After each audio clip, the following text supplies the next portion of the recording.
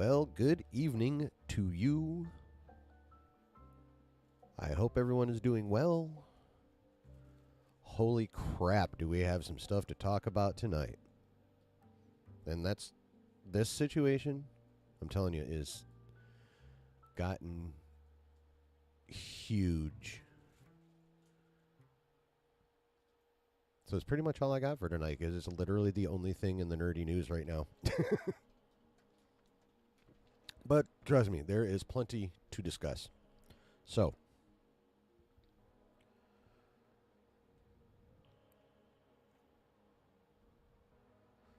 make sure you got your undies pulled up tight and your belts buckled, because this story's crazy. And we'll talk about it shortly. So, fill your cup, light your smoke,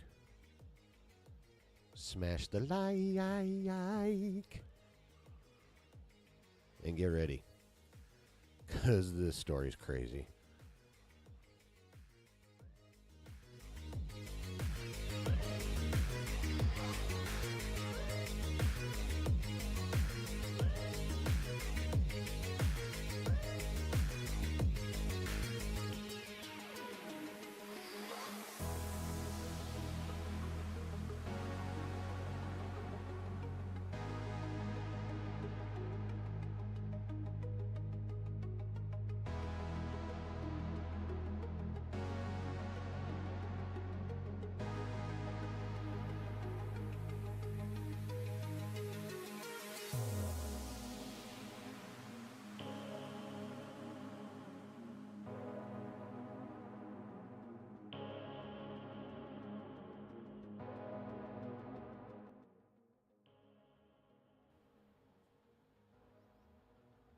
Oh, this is fun.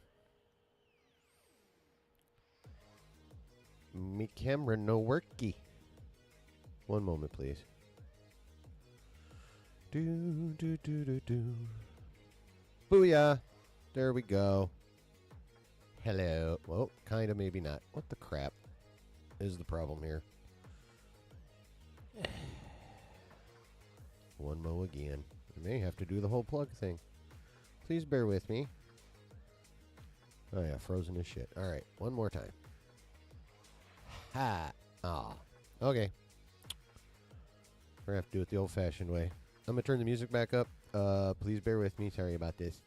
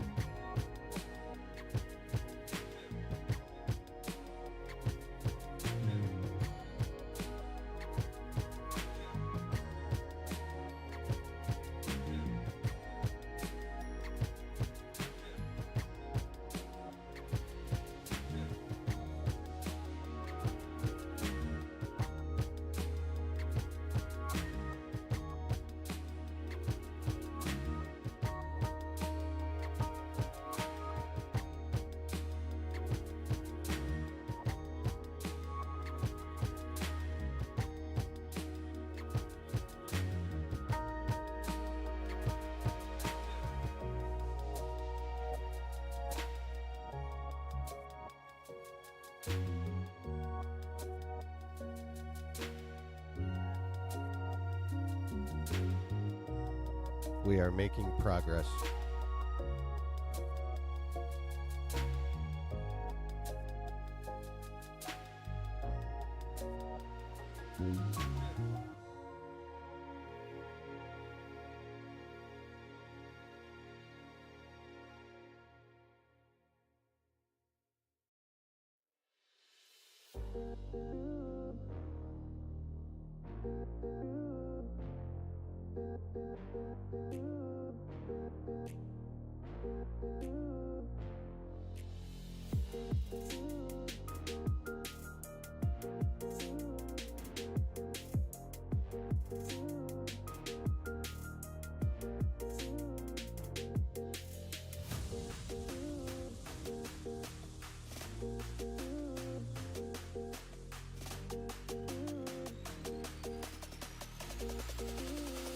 I think we've done it. I think we've done it. We've done it. Hot damn, we've done it. Well, what's up, guys? Thank you for your patience. Whether you're here live or somehow found a patience to sit through this on the replay, thank you very much. I appreciate you being here. Oop, now I got to put the shawl back up. All right, there we go. Get that going. Get that going. All right. So how's everyone doing? What's up, Brooke? What's up, David? What's up, Rob? Either I'm having a stroke or something wrong. Yeah. My camera decided to misbehave. Cat probably wiggled something. It happens. That reminds you haven't watched Pitch Black for a while. Well, I'm glad my technical difficulties were able to help you, David. Or Darkness Falls. Yeah, no shit. What's up, Brady? Good choice of emojis, Rob. I like that. So how is everybody? How's your week been since Wednesday? Just finished Warhammer 40K Space Marines. Nice. Is that in advance of the forthcoming Space Marines 2? What's up, Dub? How you doing, man?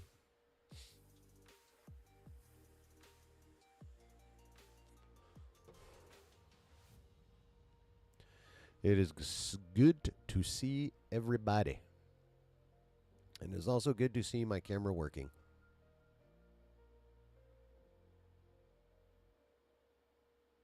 I mean, you guys might prefer the black screen rather than this, but, you know. Tough shit. You watched Euro Trip. Oh, boy. I have a vague recollection of that movie.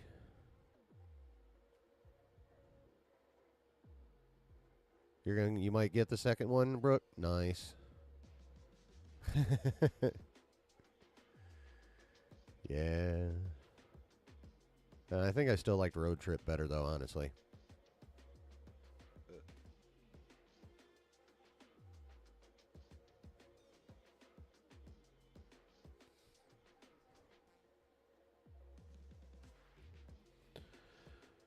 Pardon.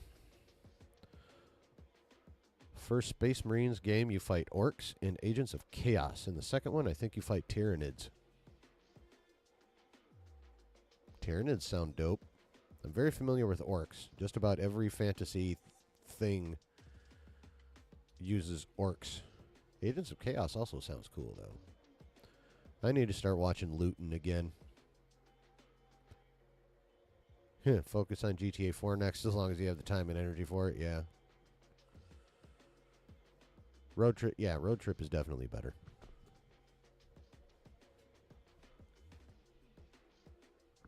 I'm still waiting for some enterprising gardener to come up with that shit that dude allegedly invented in that movie, which is like an amazing high and undetectable by any test. David just watched Night Swim. It was meh. Well, that sucks. I don't even know what the hell that is. Brooke says Alien Romulus was pretty good. Oh, you went and saw that? And it was pretty good? Hell yeah. Yeah, most of the reviews look pretty good, actually. I have not... Whoops.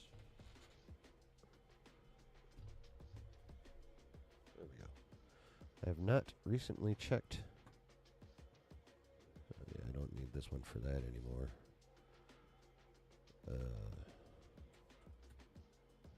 Yes, that. Give me that. The Rotten Tomatoes for it. I don't think since yesterday. Well, bam. What do we got here? Where are we at? 81% critic score with 256 reviews, and an 86% audience score with 1,000+ verified ratings. So it's doing pretty good. At least in terms of, you know, that shit.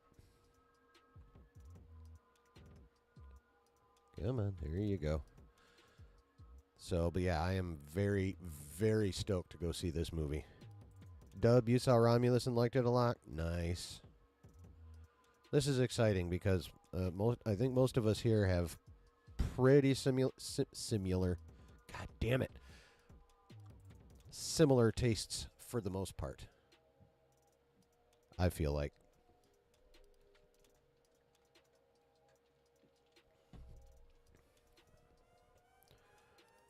So, ending choice might not be for everyone, but I liked it, says C-Dub. Yeah, that's not the first time I've seen that. Some people have only gone so far as to say the last 20 minutes are crazy. Other people have literally used the word divisive to describe it. So, I don't know. I just know I really want to see it, and the fact that you guys like it makes me want to see it even more. And I didn't know that was possible. Because I really want to fucking see this movie. Oh, and it happened.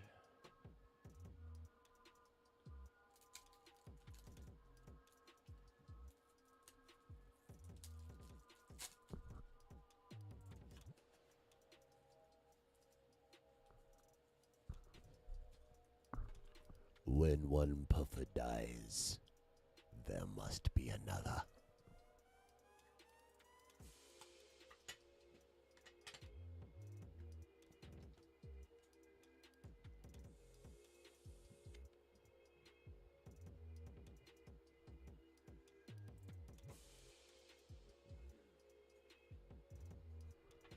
You know, it's kind of hard to beat a fresh anything.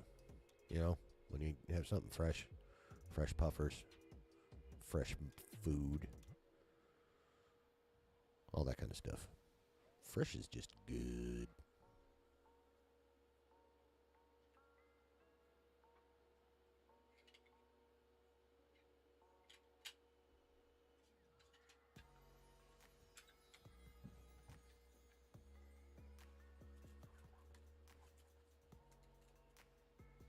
All right. Brooke says there's a new Alien show called Alien Earth as well. It takes place well before the movies, I think. Yeah. Well, I mean, most real Alien fans don't, but if you want to include AVP in that, then yeah, it looks like the aliens have been around for on this planet for a minute, and it was long in the ago. C-Dub says it's a bit divisive for hardcore fans, but it was fine by me. Uh-oh. Did Fetty play with the lore?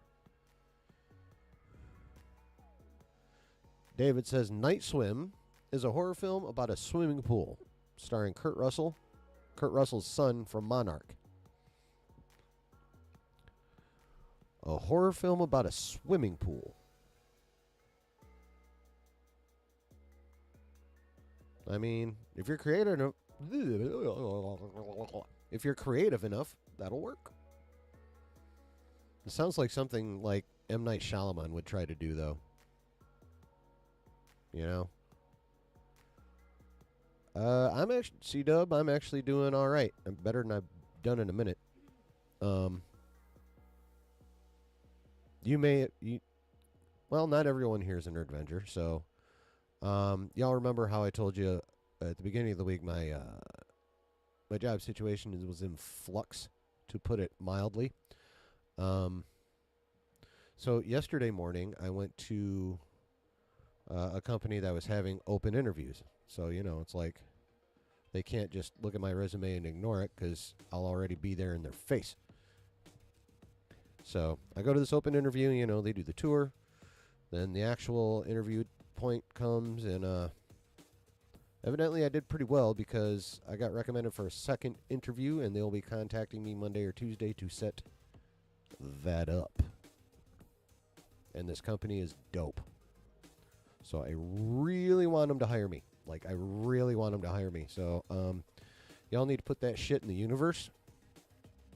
Like hardcore. To the point where the universe might be so annoyed it just, does it. Just put it out there. I need the energy. I want this fucking job. Just saying.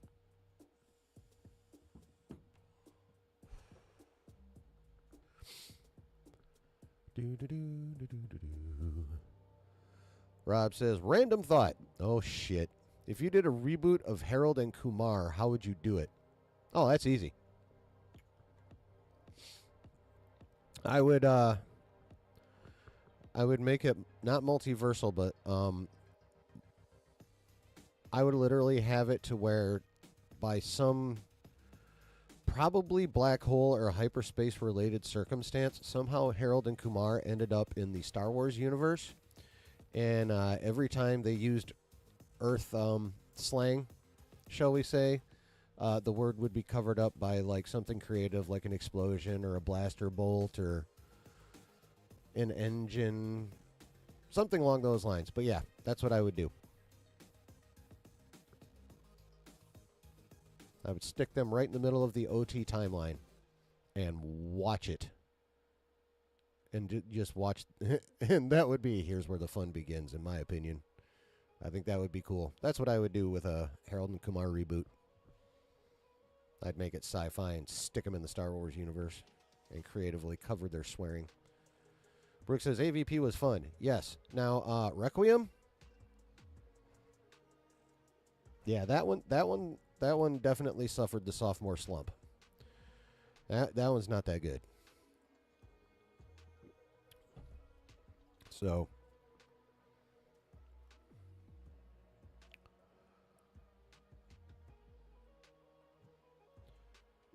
yeah. But yeah, the first AVP was sick, I thought. I mean, regardless of lore issues, and I'm I'm a casual when it comes to alien lore. I freely admit it. So, but y'all see how nuts I get with Star Wars lore, so I can understand the the ones that are that far into alien lore being upset with stuff. But yeah, I just think Requiem's just not that good of a movie, just as a movie. It's just not that well done as a cinematic feature in general.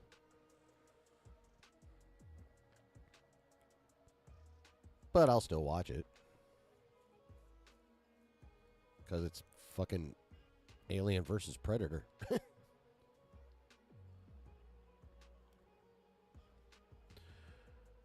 C-Dub says, I'm heading over to meet my friends at a bar and watch the UFC pay-per-view tonight.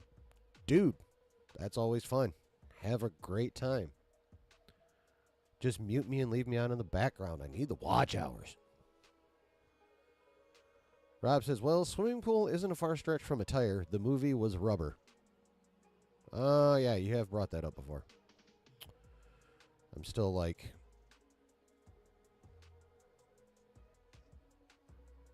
That just feels like late 70s B-movie kind of... B-horror movie kind of stuff or early 80s. I gotta be in the right mood for that shit. I'm not saying I don't like it. I just gotta be in the right mood for it. Brooke says, yeah, job market is rough, and good luck on the job interview, man. Yes, thank you very much. Just keep putting positive thoughts for me right out in the universe. Like your fucking Professor X. Just make them waves.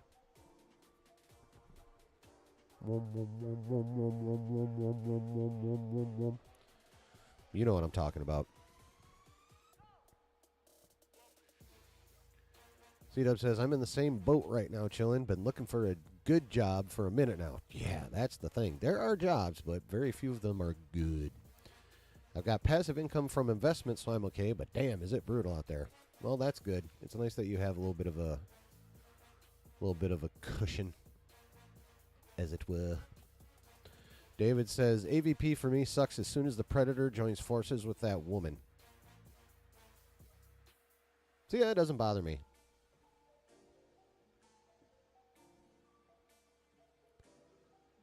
You know? I mean, she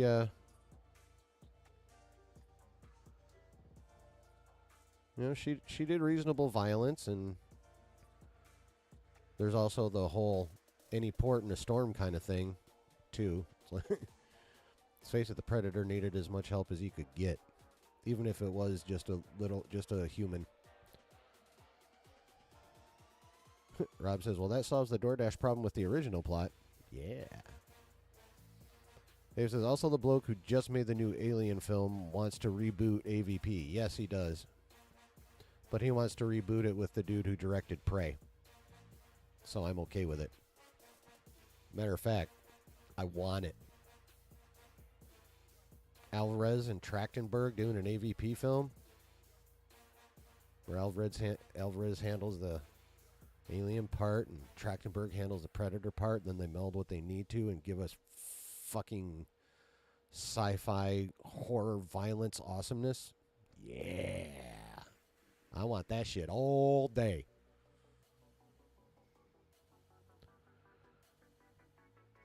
Rob says AVP delivered. Yeah. Not as much as Freddy vs. Jason. I need to rewatch that. Or maybe even just watch it. Regardless. I need to. C-Dub says, I wanted AVP to be scarier. It was less like a sci-fi thriller and more like a slasher flick.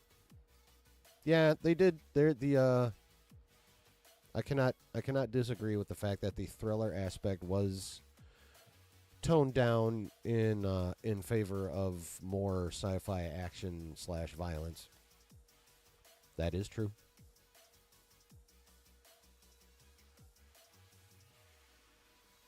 I mean, could I have used a little more thriller in it? Yes.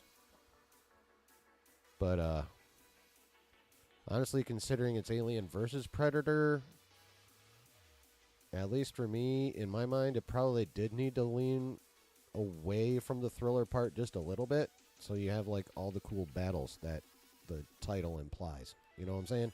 That's just me, though. Pardon. Rob says, there wasn't enough weed in Vegas to help that crap murderous tire movie. Oh, shit. Yeah, that's funny. That's really funny. I feel like that would probably be the case for Johnny Depp's Crybaby for me. There's just no way in fuck I could ever watch that piece of shit again.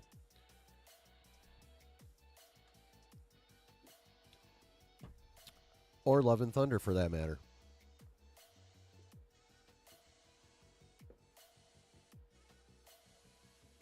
I still haven't decided, honestly, if Quantum Mania is a never watch again or just wait a long time. I'm leaning never watch again, but I have not fully committed yet.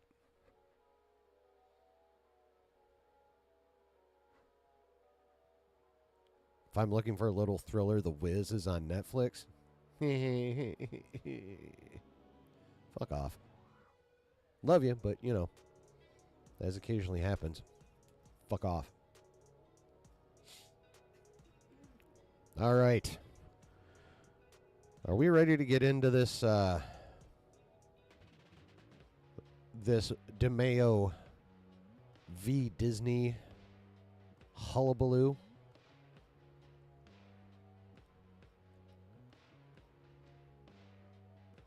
Because, holy crap, there's some... boy.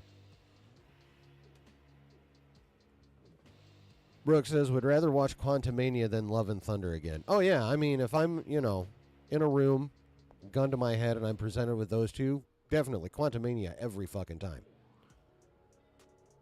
Like, yeah, for sure. No, if they were like The Bullet or Love and Thunder, I'd be like, make sure it's just at the back of the temple so you don't miss the cerebrum, pretty please.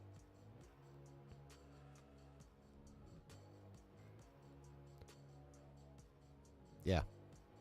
Fuck Love and Thunder.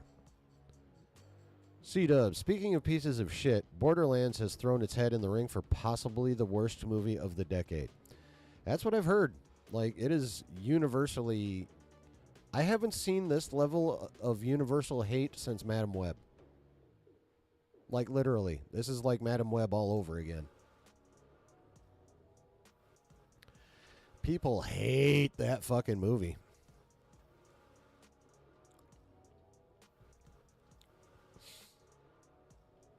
Like, that movie's rejected hard. It's rough. I mean, I know literally nothing of the franchise. I never played the game. But just seeing something perform that badly is like, ooh. Ooh. Damn. So,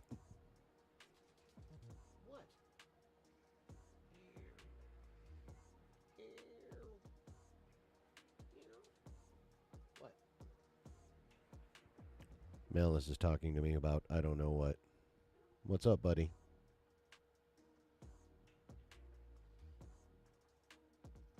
Now you're just going to lay down? We need what?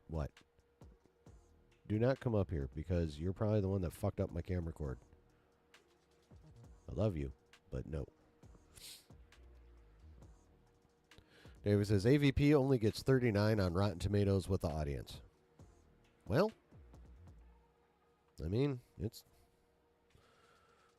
you know, those, I don't know if you're on the TwitX, but you know those posts where they show, like, the homie from, I think it's Tangled with all the knives at his, you know, all the blades at his head, and it's like movie opinions that have people like this with you, and me liking AVP is one of the ones that I, you know, will quote tweet that with.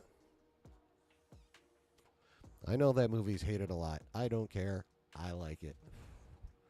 I mean, I'm not gonna, like, you know, go to war about the quality of it on Twitter, but I like the movie. Hashtag spicy turds are fun. I think, isn't it funny? It's supposed to be funny, right? But what up, Griff? C-Dub says, worse than Morbius. I watched it.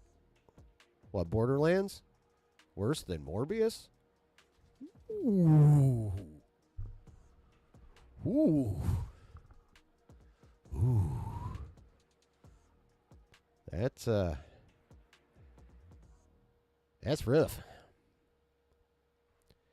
That's rough. Rob says, would Borderlands be fun for someone who never played the game? Dub, you're going to have to answer that question. All I'll say is, from what I've seen, people don't just hate it because it fucked up the game. People hate it because it's just that bad of a fucking movie, period. So, but again, that's just anecdotal.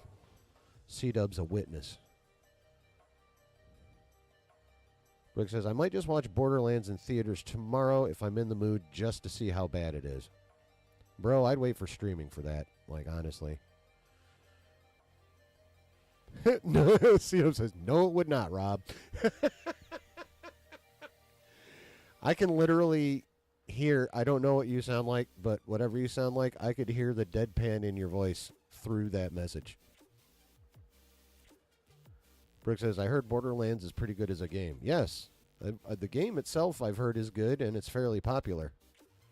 But as opposed to this movie, which evidently is a piece of shit on every possible level.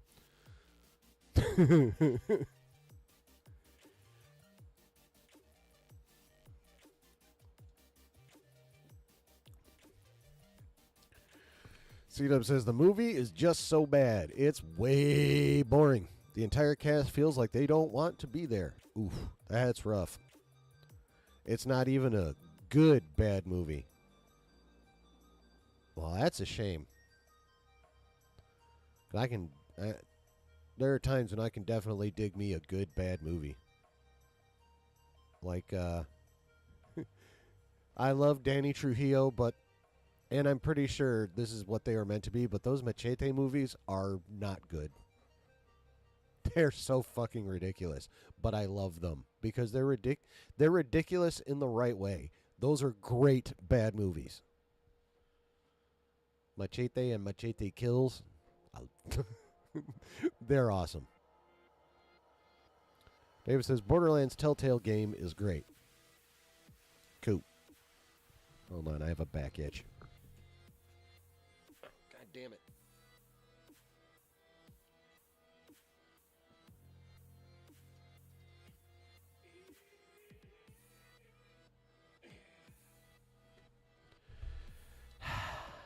Got it. And miraculously, I did not pop my shoulder out of socket to get it.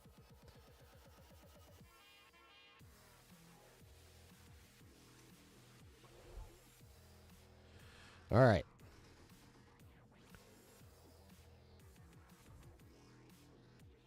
Griff says Borderlands is down to 10:45 p.m. showings in my area. Just 10. Oh, yeah, that's going to be out of the theater. That won't even be in there next weekend. That will not be in there next weekend. It doesn't seem like. See, C-Dub says, it's so obvious this was a rated R movie that was cut to PG-13, which makes the editing god-awful. Rebel Moon, anybody? Again, the fault of Netflix? Or that was the fault of Netflix on that one? 90 minutes has never felt so long in my entire life. I'd rather suffer through a Catholic wedding. I've been to a Catholic wedding. Holy shit. Except it was Irish Catholic, and the priest was definitely drunk. Which actually made it a little more tolerable as well as more frustrating. Because two things can be true at the same time.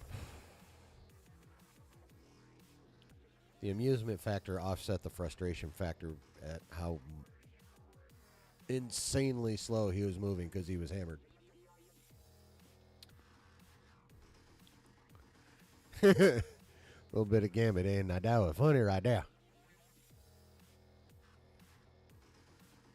I don't know he would, but I bet I shot out my daddy dick ready. I don't remember what he said in front of that. I cannot wait till that gets to streaming, though. I'm going to watch that repeatedly. I'm going to watch the post-credit scene repeatedly just because that Chris Evans Johnny Storm rant is fucking hysterical. I'm going to need to rewatch it a few times just to make sure I don't laugh at certain points so I can actually hear what the fuck he said. That's another reason I need to rewatch the movie is so I can hear shit I know I laughed through prior.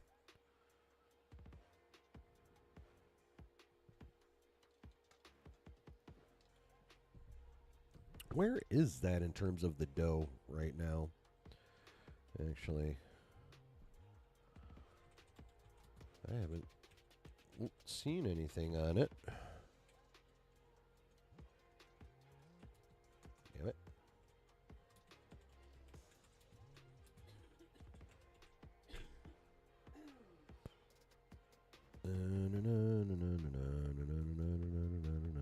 I don't care if it's not the right time. Man, fuck off, Screen Rant.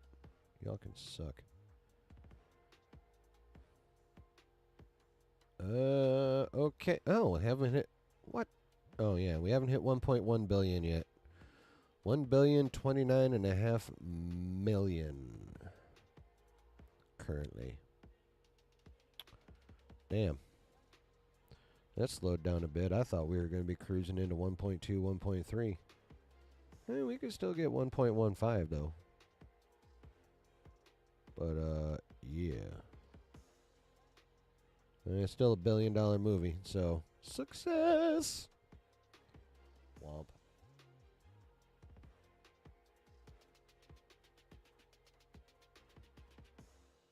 Check it out. See it up says I rewatched Deadpool 3 in 3D and it was so good. It made me miss 3D movies. That opening title sequence was fucking awesome. Oh my, yeah, I bet. All the blood flying all over the place. Half of it probably looked like it was landing in your face or on your lap. That probably would have been sweet. Not to mention 3D dancing.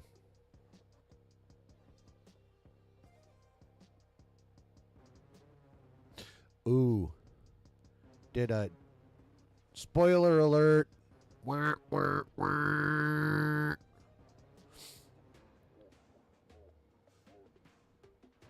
What did it look like when Cassandra skinned Johnny Storm in 3D? Did the skin fly at you? I must know.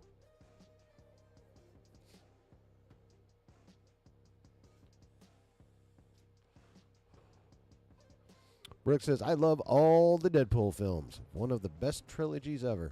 I mean, it's a pretty good trilogy. If we are limiting it to comic book movie trilogies, yes, it's definitely up there. There are better.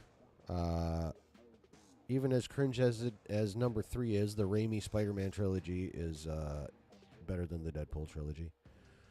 Captain America trilogy is better than the Deadpool trilogy. Back to the Future. Ooh, actually, that's kind of close.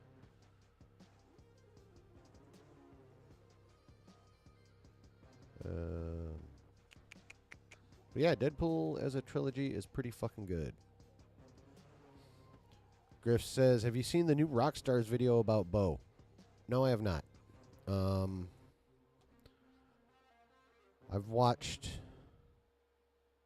the Geek Buddies talk about it, and of course I watched the Hot Mic talk about it, like face to face, with Jeff Snyder live. So, but no, I have not watched Eric Voss's take on it.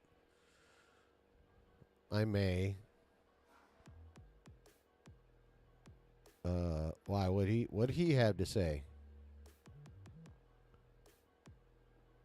Because I know what I got to say. We should watch it. How long is it? You know what? Let me look. I'll look it up. Hold up. Hold up. Wait. We're going to check out this video.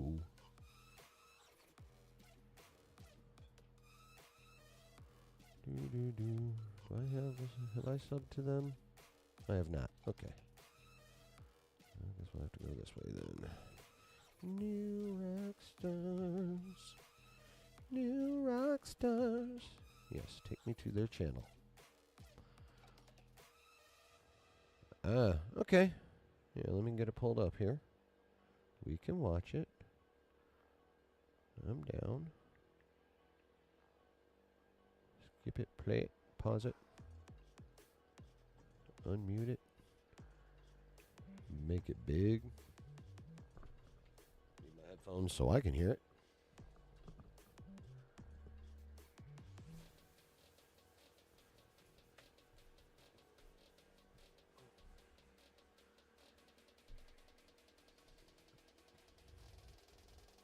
Oh yeah, the music. Oh shit though.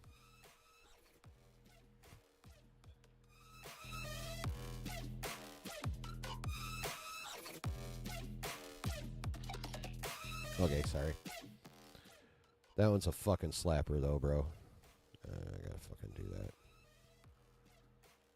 Where'd it go? There it is. Oh, well, it's almost over anyway. I'll just let it start the next song and pause it. Why do you have 4 seconds of nothing? That's lame. All right. Now, I got to turn that back up. Ooh, maybe not that loud. That should go. David says, seen the new Daredevil trailer at last. Nice. What do you think? What, nobody wants to watch New Rockstars? Everybody fucking left. Oh, well. Womp. Okay, it's unmuted. Here we go.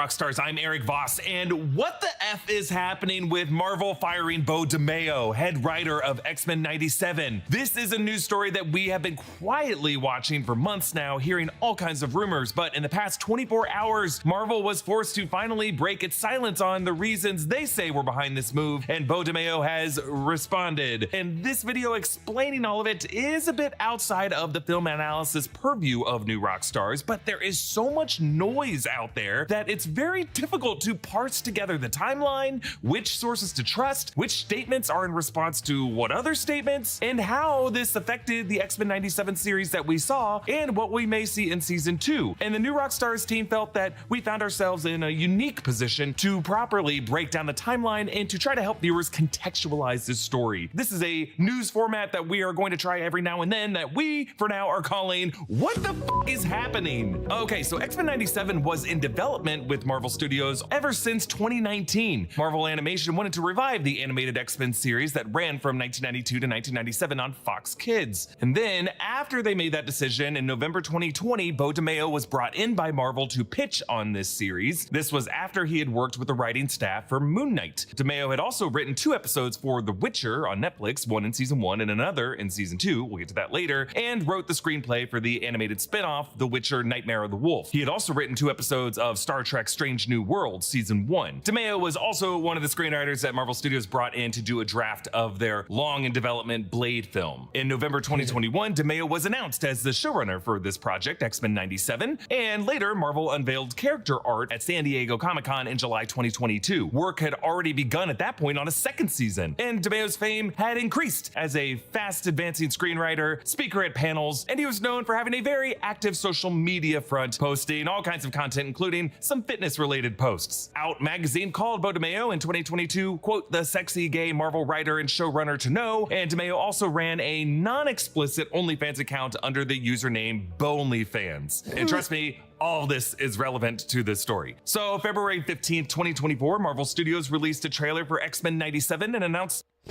I was really trying hard not to be Josh and pause and talk, but OnlyFans.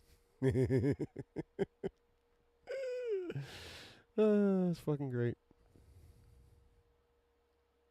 Its release date of March 20th, 2024. Beau DeMayo leads the charge to promote the series on social media. And then, March 12th, 2024, The Hollywood Reporter reports that Beau DeMayo was fired by Marvel and Disney earlier that week, and we're talking less than 2 weeks before the series would be releasing. Reasons for the firing at the time were not given, but speculation began, including Beau DeMayo's social media posts, his OnlyFans account, and all kinds of unconfirmed gossip that he was difficult to work with. But March 20th, 2024, X-Men 97 premiered and fans loved it. New Rockstars did all kinds of coverage on how great this show was. Yet months went by with no information from Marvel or from Beau DeMayo. So we at New Rockstars decided to reference the fact that he was fired from the show, but we had no further update beyond that. Throughout all this, Beau DeMayo continued tweeting about the show, giving behind the scenes insights into the writing, into the production, but he never responded to questions as to why he was fired. Marvel continued celebrating the show's success, but interestingly omitted Beau DeMayo from behind-the-scenes featurettes on the show and their making of Assembled documentary, which focused more on Brad Winderbaum and supervising producer Jay Castorena. For what it's worth, when I interviewed Jay Castorena before the season came out in early March, Castorena praised Beau DeMayo's work on the series and didn't seem too hesitant to credit him. Also, for what it's worth, a number of the more public voice actors who worked on the show positively interacted with DeMayo on Twitter, but we did not hear anything from the writers or from the animators who worked directly with Beau on the X-Men 97 production.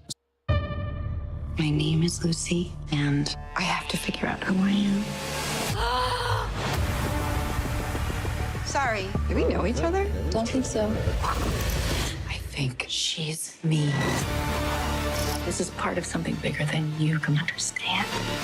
I think I may have done something terrible. I'm going to get some answers. You gonna help me or what?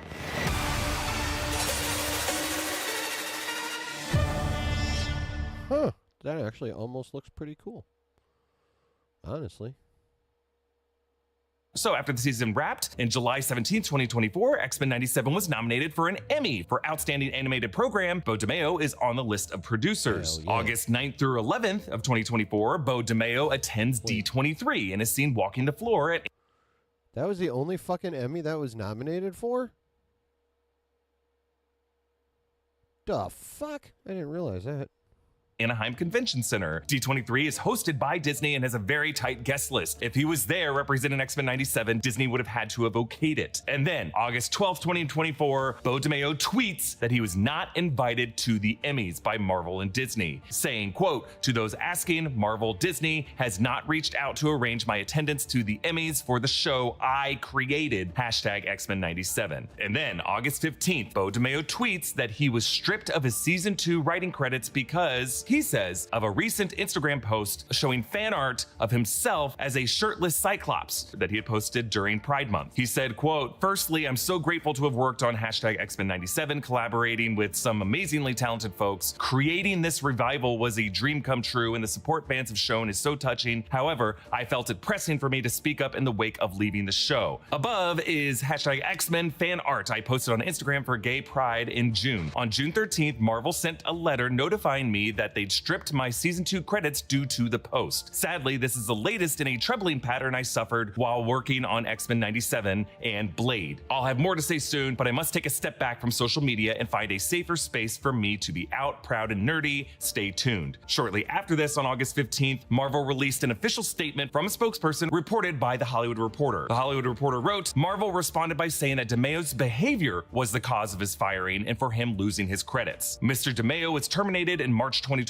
following an internal investigation," said a Marvel spokesperson in a statement. Quote, "Given the egregious nature of the findings, we severed ties with him immediately, and he has no further affiliation with Marvel." And then The Hollywood Reporter went on to say that sources say that following his exit, an agreement was reached between the two parties over the issue of tweeting about the show, something that DeMayo had continued to occasionally do. In light of the breaches, his credit for season 2 was removed. While no details of the cause of the termination or the internal reviews have surfaced, sources say it involved sexual misconduct. Now, shortly after this, DeMayo broke his 3-hour silence from social media to react to Variety's reporting, tweeting, quote, "The truth will be revealed. After their Disney Plus disaster, Marvel wants to mislead with alleged contract breaches over tweets. It's tragic it's come to this, but unsurprising. Stay tuned." Now, interestingly, I have to note that DeMayo put his reaction tweet in quotes of his own, as if this statement was in the article that he was linking below, but it was not originally in that article. Variety later updated their article to add his reaction quote, but it looks like he just kind of put it in quotes to quote himself, and he willed it into existence by Variety, later adding it to the article retroactively. And then on Friday, August 16th, right before I started recording this video, DeMayo's attorney released a statement accusing Disney of gaslighting and planting illegal, unconscionable items in contracts, hinting they have 100 incidents of Disney silencing the truth this way. And I assume from this accusation that this attorney must be new, because if such unconscionable items were in the contracts that Beau DeMayo signed, why would any attorney let him sign that contract to begin with? Anyway, this story is obviously still developing, and there's a lot of attempts out there to control the narrative. But here is what we can discern for now. 1. Beau DeMayo was not fired solely because of any suggestive posts or because he had an OnlyFans. That's not why he was fired initially. 2. Marvel Studios probably would not have invited such a controversy by firing DeMayo if it was just for minor reasons. They were that close to X-Men 97's release. They wanted it all to be smooth and positive about the show. They were clearly forced to act as a result of these claims coming to light. And had they not acted, it would have looked even worse for the studio when it came out if they had covered it up and allowed someone that they considered fireable at the time to rise in fame and power as a result of this amazing show. 3. In March 2024, Marvel and DeMayo agreed to some weird arrangement where DeMayo could continue to tweet about X-Men 97. And that, I think we can now say, is a little sus from Marvel to use DeMayo's social media following to help their show, even when they knew that he was a guy that they considered to be fireable. And then in June, DeMayo posted this Cyclops photo, and according to DeMayo, Marvel allegedly considered that an overreach of whatever this Twitter arrangement was, and then they decided then to strip DeMayo of his season 2 writing credits and uninvited him from the Emmys, according to DeMayo. Now, we don't know if Marvel could even do that that, because stripping him of work he had already done to scripts,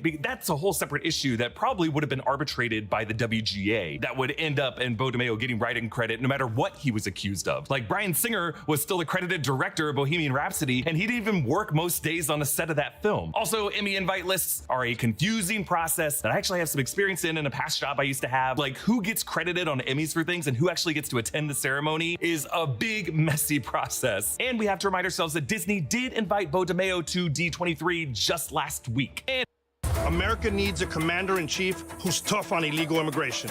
Kamala Harris fails the test. Kamala supported sanctuary cities and taxpayer benefits for illegal aliens and created the worst border crisis in American history. Kamala Harris is dangerous. The drama and all the trash talk. There's heat here. These guys do not like each other. Drake is too classy! And finally, Beau DeMayo's recent tweets just in the past week criticizing Marvel and Disney is what really led to Marvel now releasing their statement that called his behavior egregious, leading to the Hollywood Reporter citing some source using the word sexual misconduct. So the real enemy of the public here is Twitter itself. It brings out the worst in everyone. Now, August 16th, Scooper Jeff Snyder of the Insider reports further details. Now, it's important to note that Snyder is an independent reporter. He's not affiliated with any major outlet. He does not have to worry about being cautious about what he says because there's not dozens of staffers whose jobs will be on the line if he's wrong, and therefore he's not always accurate, and he's actually known for a somewhat testy relationship with the studios and industry publicists over what he reports. But in the wild west of scoopers out there in the internet, I have to say he at least has one of the better track records, and here's what he reported. He said Beau DeMayo allegedly sent nude photos of himself in sexually suggestive hero poses to several young male staffers working on X-Men 97, saying they could be used as inspiration. According to Snyder, DeMayo was asked to stop sending such photos but continued to do so. Jeff Snyder also reports an incident that involved Beau DeMayo groping an assistant on multiple occasions and that he was both emotionally and physically abusive to staffers. So from here, we have to step back and give some background context on DeMayo that originally I wasn't going to include, but I think we have to mention it. Back in October 2022, Beau DeMayo had gotten into an online beef with a writer named Matthew D'Ambrosio, who wrote along with DeMayo on season 2 of The Witcher on Netflix. DeMayo in fall 2022 was joining the general online dogpiling on the quality of The Witcher series on Twitter, suggesting it had dropped off after he left it, which is pretty unprofessional for writers to do. So D'Ambrosio brought back up a controversy DeMayo was involved with when they were both working on season 2. In season 2 of The Witcher, DeMayo wrote an episode where a gay character, Eskel, was killed off from an infection, which was pretty controversial for a number of reasons. And you can actually see various statements that DeMayo and D'Ambrosio had made about this plot decision and things that D'Ambrosio claimed DeMayo had said in this article from Fandom Wire. Fandom Wire is another outlet that does not have the same authority and credibility of the Hollywood Reporter, Variety, Entertainment Weekly, and other major trades, because arguably a he said beef between TV writers at that time probably fell beneath the threshold of news, and Fandom Wire only published that article in April 2024 looking back on it. But one thing that D'Ambrosio tweeted at the time that we believe is now newsworthy and relevant to the current discussion was this. This writer said, quote, "If I were unceremoniously fired from a job for being both emotionally and physically abusive, I'd probably focus on getting help instead of constantly bringing up my involvement with said job." And he said this on October 23rd, 2022. This was over a year and a half before anything about Beau DeMayo came up for X-Men 97. So therefore, we are seeing a possible pattern where Beau DeMayo engaged in some kind of behavior on 2 different shows for 2 different studios. This isn't just about Disney. This is about Beau. And the second of those productions with Marvel investigated and found his behavior egregious and quickly fired him. But they did so quietly without publicizing a reason, and DeMayo refused to stop tweeting about it. So when it comes to Marvel, we're looking at 2 breaches here. The first breach was whatever behavior DeMayo did to get fired in March 2024. We read Jeff Snyder's claims, and I can confirm that we have heard similar rumors in the past, but it was from a source who did not want to go on the record or even speak on background. So New Rockstars at that time decided to wait for Marvel Studios to respond, which is why we're only making this video now. The second breach with DeMayo was after Marvel's post-firing Twitter understanding with DeMayo that DeMayo could continue to tweet about the show, but then over the summer, something DeMayo tweeted led to Marvel cutting off his future credits to the show, but that's according to DeMayo. It may have just been Marvel saying like, did you have to include one that made you a hunky jacked Cyclops? We don't know. This second one could just be DeMayo trying to suggest that Marvel fired him for something as harmless as posting fan art and suggestive fitness videos, but that is not the case. He was fired for other behavior while he was working in his capacity as showrunner for X-Men 97. If Jeff Snyder's claims about DeMayo sending staffers photos of himself in suggestive hero poses, if those claims are true, it does put into a new context some of what we picked up on at New Rockstars in our episode analyses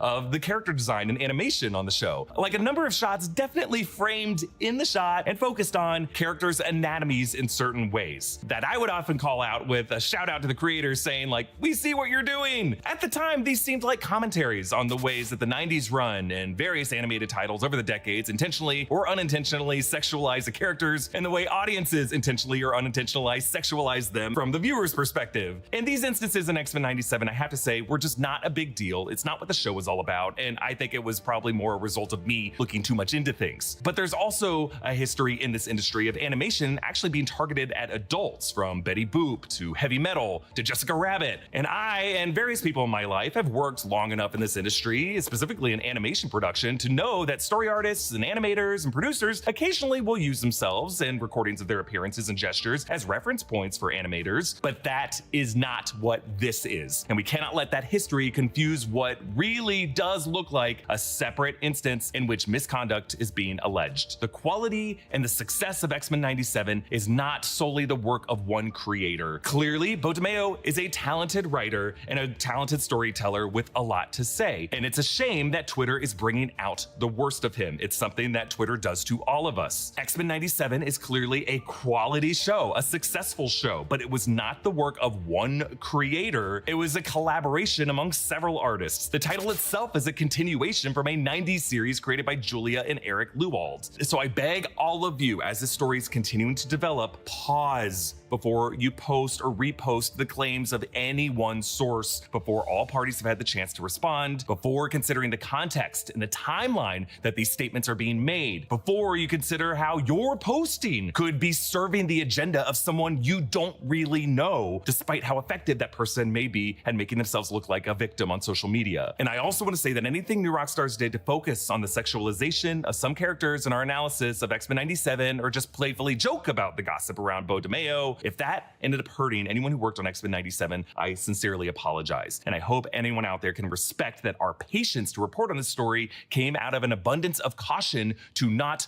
hurt anyone further, and in the meantime to just celebrate the great artistry that were achieved by the hundreds of people involved with this series. And that is what the is happening with Beau DeMayo, and will likely continue to happen in the days ahead. Thank you everyone for your patience with this video. Please take care of each other out there. Follow all 3 of the channels in the New Rockstars network. You can follow me at EA Voss, and we'll see you next time. Bye. Alrighty. Get out of here. All right. Shut up. Do do do do do do do do. Well.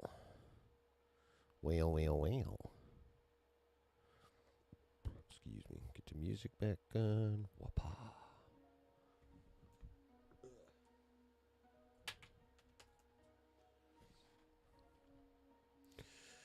That, don't do that, don't need it no more, don't need that no more. Do that. Check it out. Check it out. Check it out. Check it out. All right. That was a pretty decent summary. I'm still doing my own.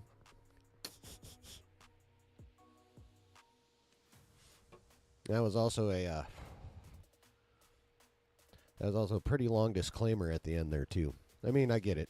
You almost kind of have to do that nowadays, and I've done it. It's just kind of funny. Regardless, to me. But I'm weird. So there's that. So.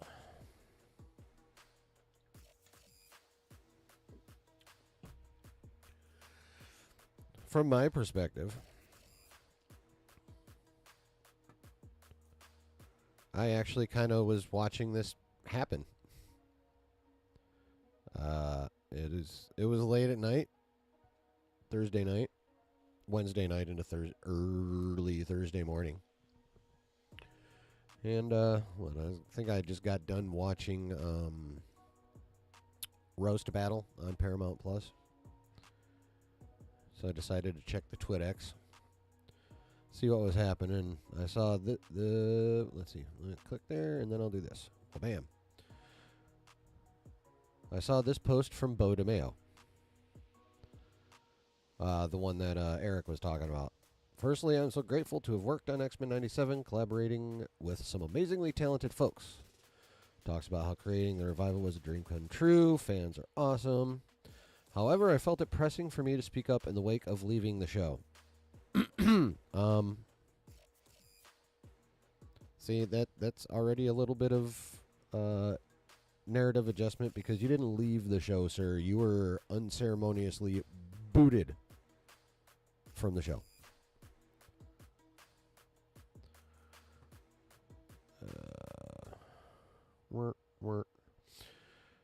Above, damn mouse, motherfucker. Above is X-Men fan art I posted on Instagram for Gay Pride in June.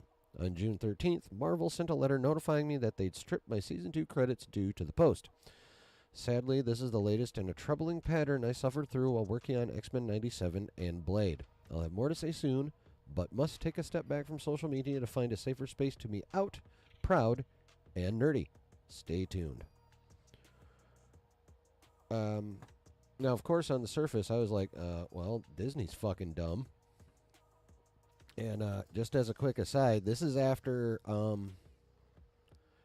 that story that came out about them, about the lady that died from ingesting peanuts after they had specifically told the eatery in Disneyland or World or whichever park they were at. They were at a Disney park. They ordered food. They repeatedly informed the eatery that the wife had a peanut allergy. They still ended up feeding her stuff with peanuts in it, or at least peanut oil or what have you, and she unfortunately passed on as a result.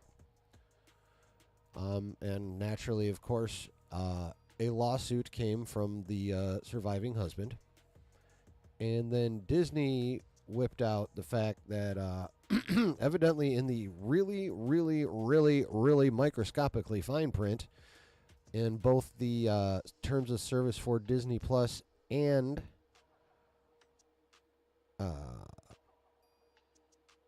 in the when you set up buy your tickets for Disney, whatever they went to online,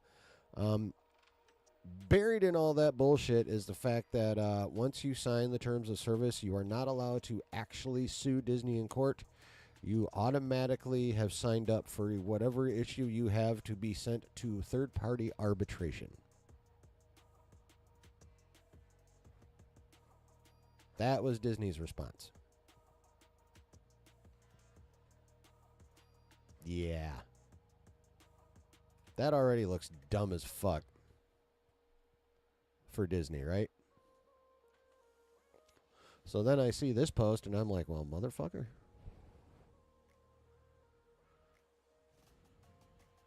I said, if this is true, Disney is about to get sued again. Because, you know, on the face of just his post, it looks like Disney's going 2 for 2 in dipshitness this week. So, that's what I said. But then Boris Kitt comes out.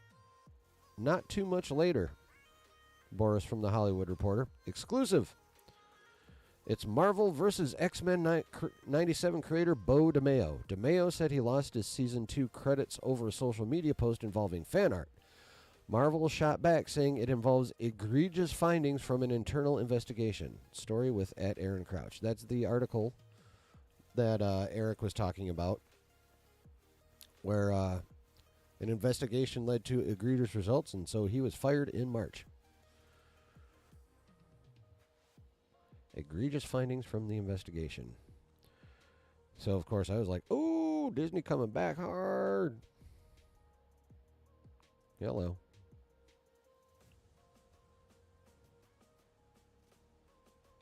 All right. Okay, so an updated one. Oh, no, that's the same thing. Oh, yeah. This is me retracting my desire to have him come back because of the allegations that later came out from Snidey. And, of course, I sent that to Josh because it was late and I knew he was in fucking bed. Oh, yeah. It had turned August 16th, so it was after midnight already.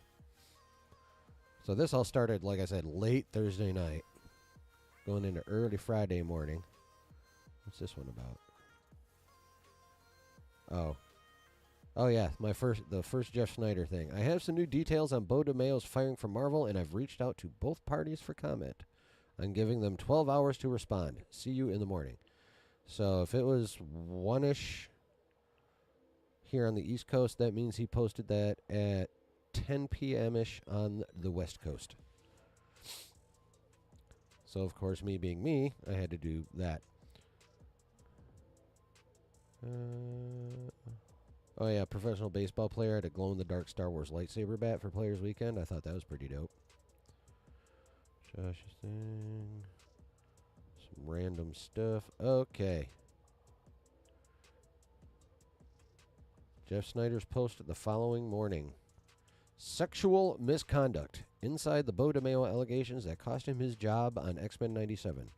There's a lot more to the story, and I lay it all out here. Now, I do not subscribe to his newsletter, but, you know, most of the people I follow do. So, thanks to Culture Crave, he put it all out there they put it all out there because, obviously, they subscribe to the newsletter. He mentioned on stream that I'd send him something. Nice. Yeah, I was like, here's for your more... What did I say? Oh, whoops. That's inside that post. Those are responses to Culture Craze post. Oh, yeah. To go with your morning Nespresso. That article. Okay, so Culture Crave obviously subscribes to Snyder's newsletter. So they put out that he sent nudes of himself. This, again, all according to Mr. Snyder. He sent nudes of himself in sexually suggestive hero poses to young male staffers on the project, saying they could use it as, quote, inspiration. Groped an assistant multiple times and was emotionally and physically abusive to other staffers.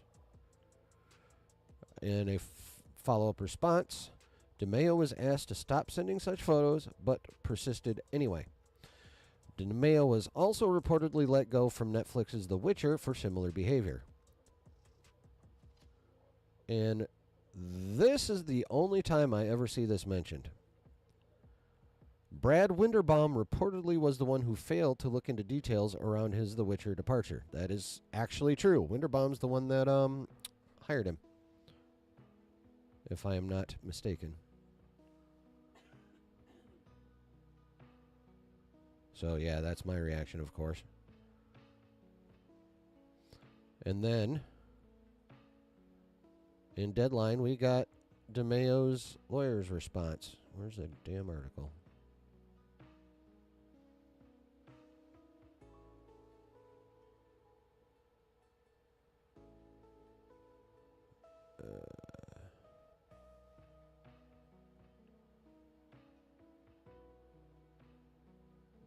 Give me that. All right, so this is from the actual Deadline article.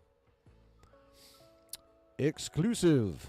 The war of words between X-Men 97 creator Beau DeMayo, god damn it, you fucking ads, and Marvel, fuck off. And Marvel has, now I'm going to start this motherfucker over. Damn it. Fuck. All right. One mo again. The war of words between X-Men 97 creator Beau DeMayo and Marvel has escalated and gone beyond the comic book-themed company to engulf its parent, Disney. Brian Friedman, who has handled some of Hollywood's biggest wrongful termination cases of the past few years, now represents DeMayo. He has issued a blistering statement to Deadline after his client's claim on social media that he had lost his Season 2 credit on X-Men 97 over sharing gay pride-themed fan art was countered by Marvel's response that he was fired after a misconduct investigation produced findings of, quote, egregious nature. As Deadline reported, according to Marvel sources, these said sources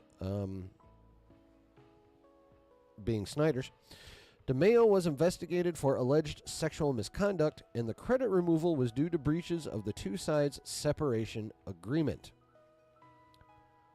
Friedman did not address the specific allegations, but blasted Disney's practices, which he referred to as, quote, illegal, multiple times. From Friedman, having much experience with Disney, the playbook is always the same.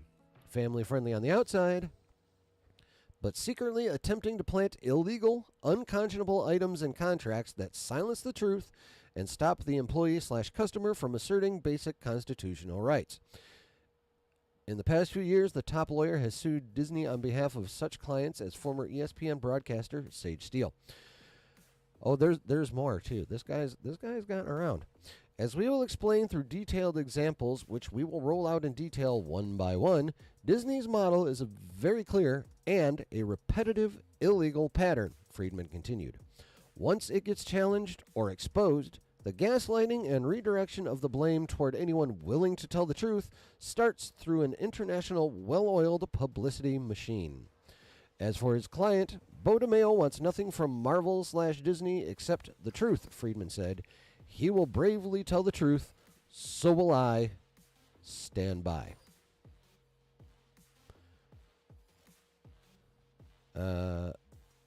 The last part is an indication that legal action may be coming soon. DeMayo abruptly exited. Why did they phrase it like that? He did not abruptly exit. He was abruptly exited. Like the action was taken upon him. He did not take the action on his own. So that was Brian Friedman's response. Now, I think it behooves us to check out Mr. Friedman himself. I did.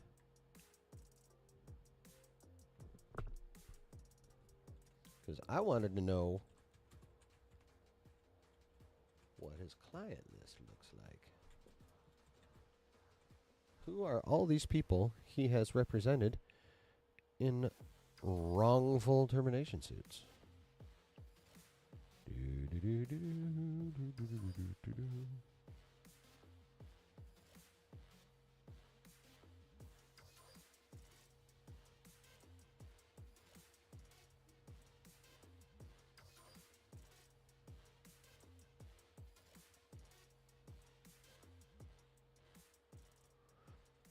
Okay, so according to the Wikipedias, and I mean this is all public information anyway, so I doubt they're, lying. Right, Griff? Just wait. There's more. So this is Mr. Friedman's history. All right, so he was admitted to the California bar in 91. 97, he founded a firm that mostly represents clients from the entertainment industry. Now, here's where we get. In August 2014, Friedman represented Octavia Spencer. Oh, yeah, her. She's cool. Who sued Sensa Products for $700,000 after the company terminated her contract prematurely. Sensa allegedly took issues with Spencer's use of the hashtag Spawn to identify sponsored tweets promoting their products. She argued that her contract did not require her to avoid using such hashtags, and the court ruled in her favor, with Judge Michael Stern ordering Sensa to pay Spencer $940,000. She only sued for $700,000, so I'm guessing the extra $240,000 was to cover Friedman's fee. And just a mere 3 months later, in November, a hacker group called Guardians of Peace leaked confidential data from Sony, including employee information, emails, salaries, and unreleased films. The group demanded that Sony withdraw the upcoming film The Interview, which depicted a plot to assassinate North Korean leader Kim Jong-un and threatened terrorist attacks at cinemas screening the film. That's the James Franco Seth Rogen movie, right? I remember this kerfluffle. It ended up coming out on Netflix. Sony canceled the film's formal premiere and mainstream release, opting for a limited digital and theatrical release instead. Like I said, Netflix. Friedman represented several parties in the lawsuit against Sony, which was eventually settled for $8 million. Moving on. Here's where we get interesting. See, he keeps going. The people, I don't know. Anyway, in 2018, Megyn Kelly was fired from NBC after a Halloween segment on her talk show where she questioned why blackface is considered racist, stating that it was acceptable during her youth if someone was portraying a character. Yeah, there's a lot of shit that was accepted in the 80s that shouldn't have been then and definitely isn't now. Dumbass. This led to accusations that Kelly was defending the use of blackface in Halloween costumes. Despite issuing a public apology, her show was canceled and she was terminated. Friedman represented Kelly and said that NBC allowed false rumors to circulate and argued that Kelly should receive the remainder of her contract. Ultimately, NBC agreed to pay out the full remainder of her contract. In 2019, he represented the Michael Jackson estate, who filed a lawsuit against HBO over Leaving Neverland.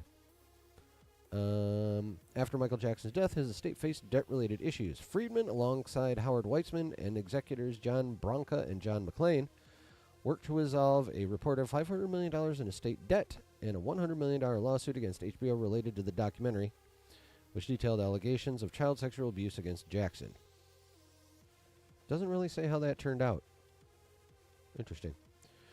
Representing Gabrielle Union against America's Got Talent, because her contract wasn't renewed after the 14th season following her complaints about racist incidents on set. Fellow Judge Julianne Hough's contract was also not renewed. Friedman managed a settlement for Union with, quote, an amicable resolution. Terms were not disclosed publicly.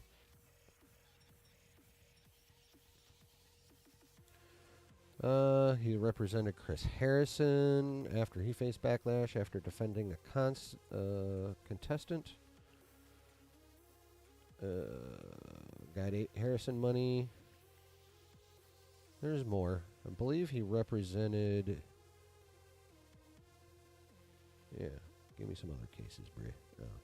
Oh, here we go. A whole list. Over the years, Friedman has represented Alanis Morissette, Bethany Frankel, Chris Cuomo, Christopher Nolan, Deborah Dugan, whoever that chick is. Oh, President and CEO of the Recording Academy.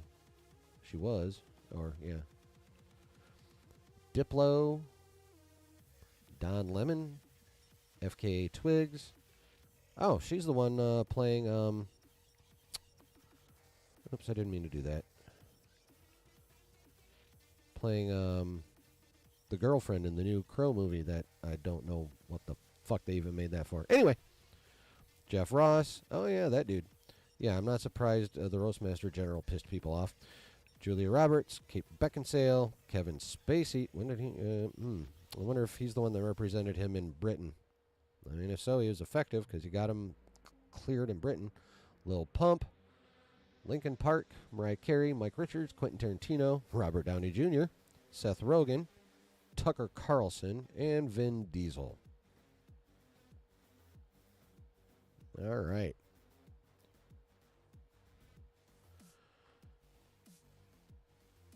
The interview was meh, good, bad movie? Oh, okay.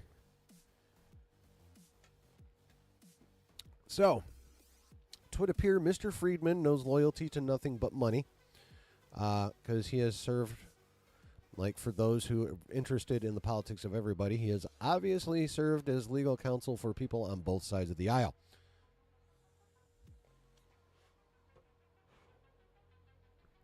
Now, here is one question that in anything I've seen of the coverage of this whole situation,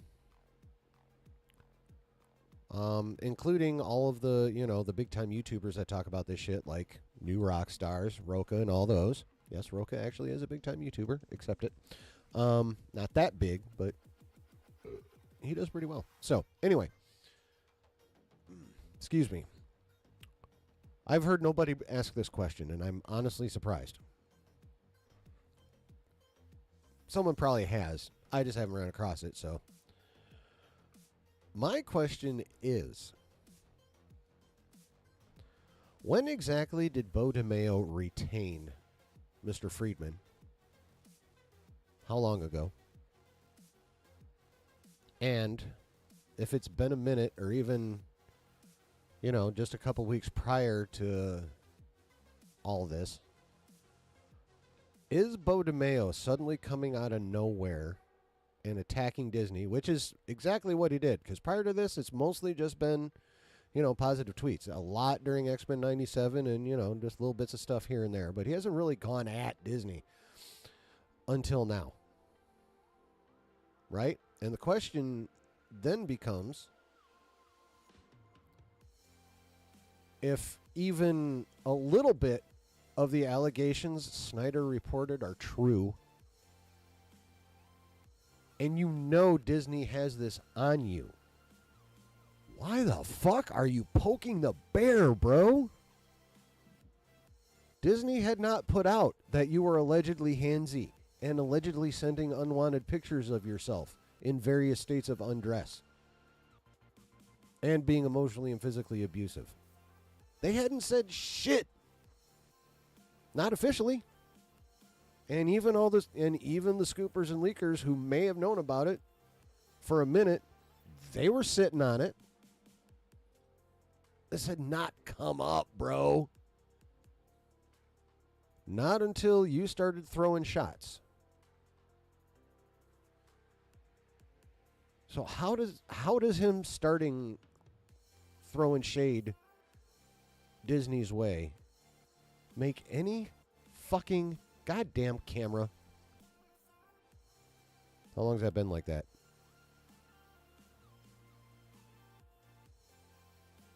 All right, here we go. Anyway, in what dimension does attacking the people that have, let's face it, some ugly motherfucking information on you, how does that remotely make sense? How? It's so counterintuitive, right? And even in all his responses to Disney, they're all about his posting and his credit removal. He does not address the details of those allegations. He never denies these egregious findings. He never denies that he engaged in any bad behavior at all. He's just throwing shots at Disney and their contractual practices and whatever, which is fine. But even assuming Disney is guilty of these bullshit, shady contractual practices, which, let's be honest, they probably are, at least to a certain extent. They're a big company. Big companies do that shit. I just go along, I click yes on the terms of service and hope that Trey and Matt never end up being right and I never end up being part of a human sent iPad.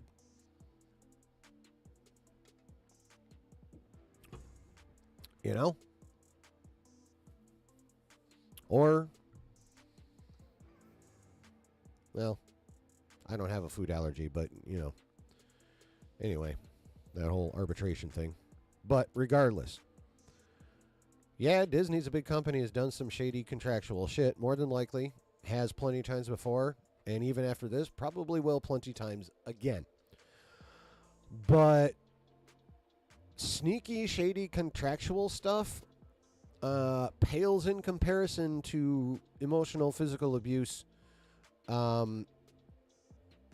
unwanted, at minimum suggestive, and at maximum just straight up dick pics to people who do not want them and asked you to stop, and you didn't, and groping motherfuckers.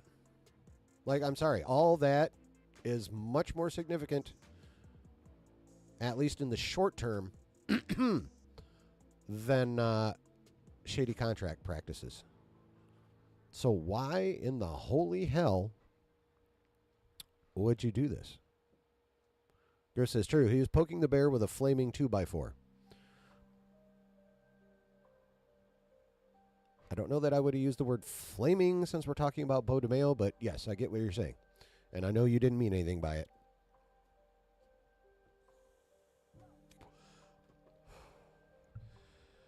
But yeah, no, he took a big, well, actually he didn't just poke it with a stick that's on fire. He took a cattle prod. He took a bunch of cattle prods, laced them together, and jammed it square into Disney's butthole, is what he did. Why?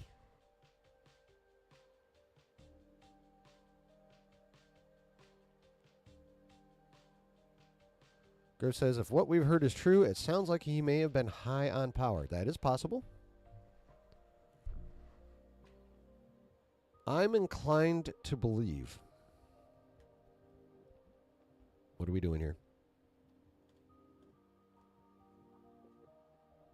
What are we doing here? Okay. I'm personally inclined to believe that this is totally a tactic from Brian Friedman. Only a lawyer would come up with something this fucking counterintuitive that would make no sense. Now, why would he even start this whole kerfluffle? Especially considering what his client is accused of. Again, the only available answer to me is that he's got more on Disney than just shady contract shit. That's just a warning shot over the bow. Like, I do have this, but I have more.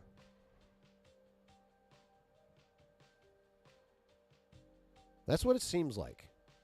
I'm not saying that's what it is. I have no fucking idea. But that's what it seems like to me. This seems like Friedman wants to be aggressive. And from little tidbits I've seen here and there, I understand that is his style.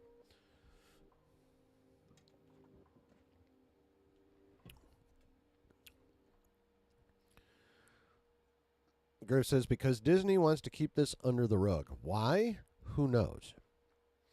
Well, there's some schools of thought on that too. Some of it's timing based. Like, he was fired like right before the premiere, right? So obviously Disney did not want to release details about why he was fired and cast a rather large, ugly shadow over the premiere of the show. Or if not just the premiere, the entire season. They did not want that shadow over it. I still think it could have overcome that shadow because, as we all know, X-Men 97 was fucking amazing. So, but yeah, initially that would be why they wanted to sweep it under the rug.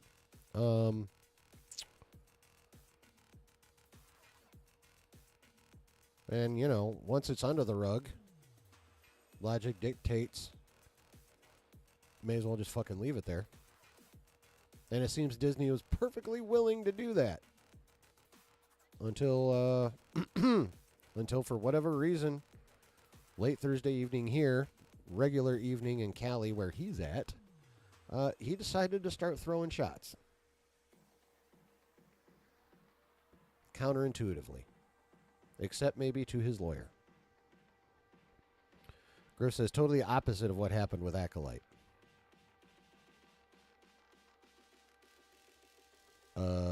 In what regard? You kind of lost me a bit on that one.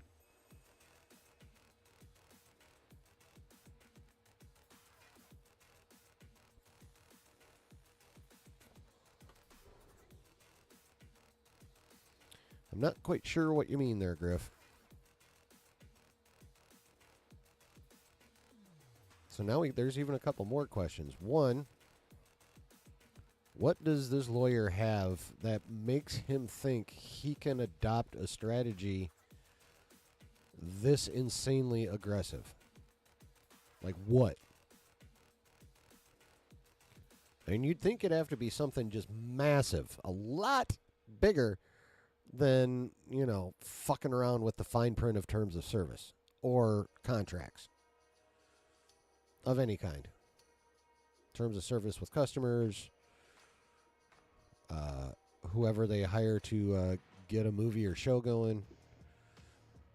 There's got to be more than just shadiness in the fine print.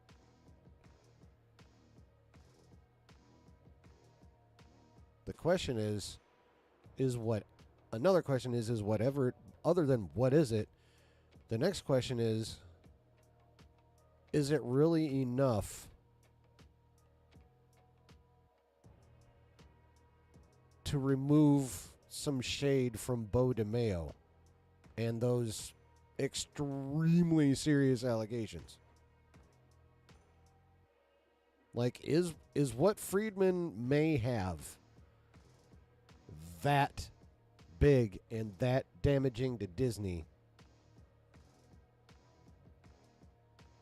to the point where he thinks he can just start lobbing bombs and everything will be okay? Do you think he has something on Brad Winderbaum? That could be part of it. I don't know if Disney would consider... I mean, yes, Brad Winderbaum is quite high up in Marvel Studios. He's the head of animation, TV, and something else. And is more than likely at this point Feige's successor when he finally takes his bow. But that does not mean he doesn't have skeletons in his closet. He could have something on Winderbaum. The only thing on Winderbaum right now, the only mark against him is the one Snyder brought up. Like, why the fuck didn't you check out what happened over at The Witcher? Because as the one dude that worked on The Witcher pointed out, they're alleged. Evidently, Beau was emotionally and physically abusive there too, or at least emotionally abusive. Possibly engaged in, more of the same type of sexual misconduct, possibly. But yeah, the guy that used to work with him on The Witcher is alleging very similar behavior to what is currently being alleged against Mr. DeMayo.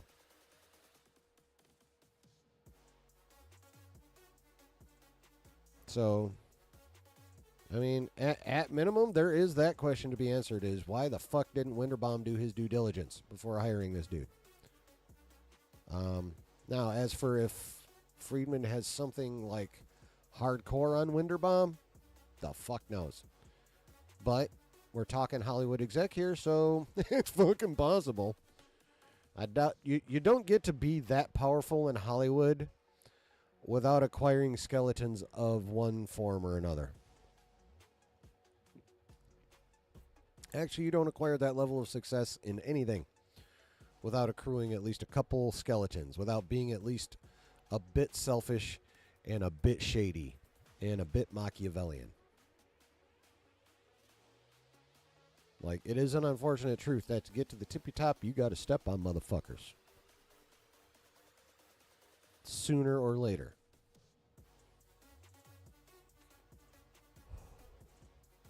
So yeah, it is entirely possible that he has something specifically on Winderbaum. Very true about working in Hollywood? Yeah. I mean, like, honestly, I think that's like the case in just to be successful in, a big company or a big industry. You got to do your own bit of working hard and hustle, but the tippy top does require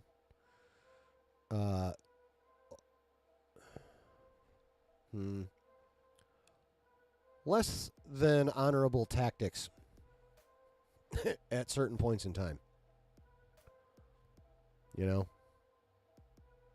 It's all right. CEOs don't get to be CEOs without doing some shady shit.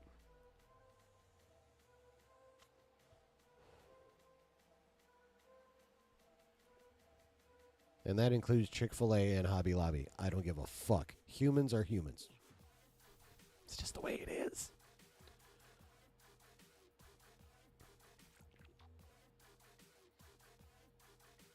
But yeah, that's just what logic tells me. Logic tells me Friedman has some shit. Because otherwise,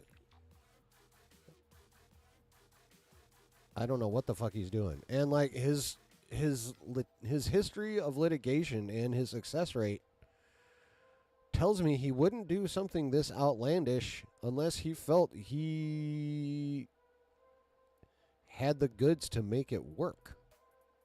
That's the only thing that makes sense to me. Hobby Lobby, please explain. They Hobby Lobby, like Chick-fil-A, is they're Christian owned, both of them. But they're also humans that run both those companies, so I don't care whether they're Christian owned or not. A little bit of shady shit happened for you to become the top of the company at some point.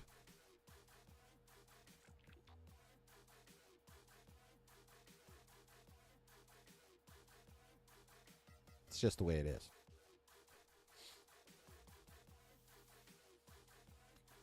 That's why they're both closed on Sundays.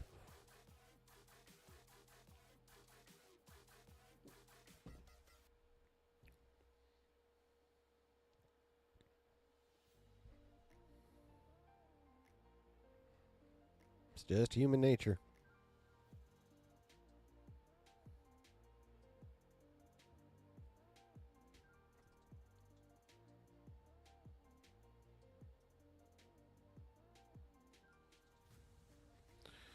That's why, I mean, Lucas wasn't wrong when he listed greed as a path to the dark side, because, I mean, a lot of people mess up this phrase. We're going on a tangent here real quick. A lot of people mess up the phrase. A lot of people just say or a lot of people just say money is the root of all evil. That is not correct. That is not the phrase. The phrase is the love of money is the root of all evil. In other words, greed.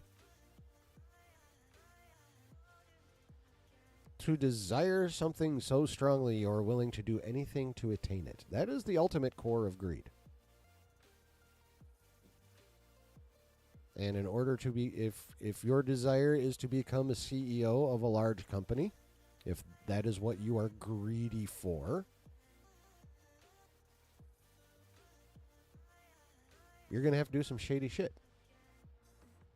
It might not have to be super shady, but you're going to have to be shady, at least a little. As Palpatine said in Return of the Jedi, it is inevitable.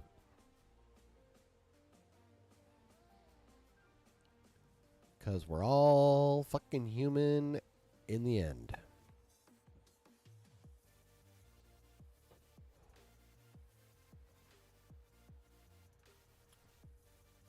Yep. All right. Good on that soapbox. So, obviously, we shall see what happens as this situation goes on. But that's everything we have right now. We got shots being thrown either way. We got super serious allegations being leveled against Mr. DeMayo. We got some, I mean, not insignificant allegations being thrown back at Disney, like especially when you add that that situation with the death due to allergy in the park into the mix. Yeah, the shadiness in contract language is not insignificant. It's a fucking problem.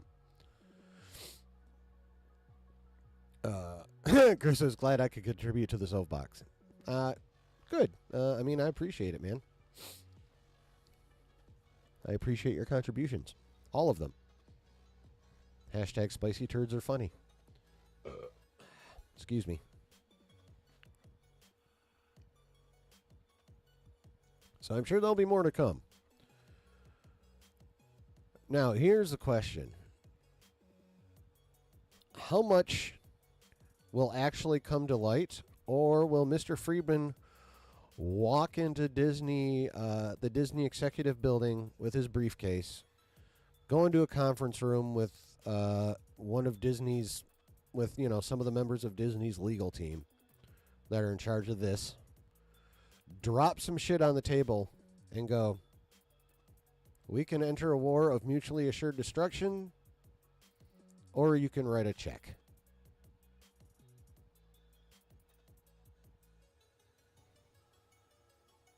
Which is generally how these things end up, with a settlement. I think that is probably what's going to happen. I think this is probably going to be I don't know that anything else of massive significance is going to drop in this situation. I think it's going to be a lot. It's going to be quite similar to the Gina Carano situation. Like, it's going to be super loud at the beginning, and then it's going to fade into the background. It'll come up again every once in a while. You know. But eventually, of course, I don't think they've... Did they settle with her, or is that still ongoing, honestly? Carano,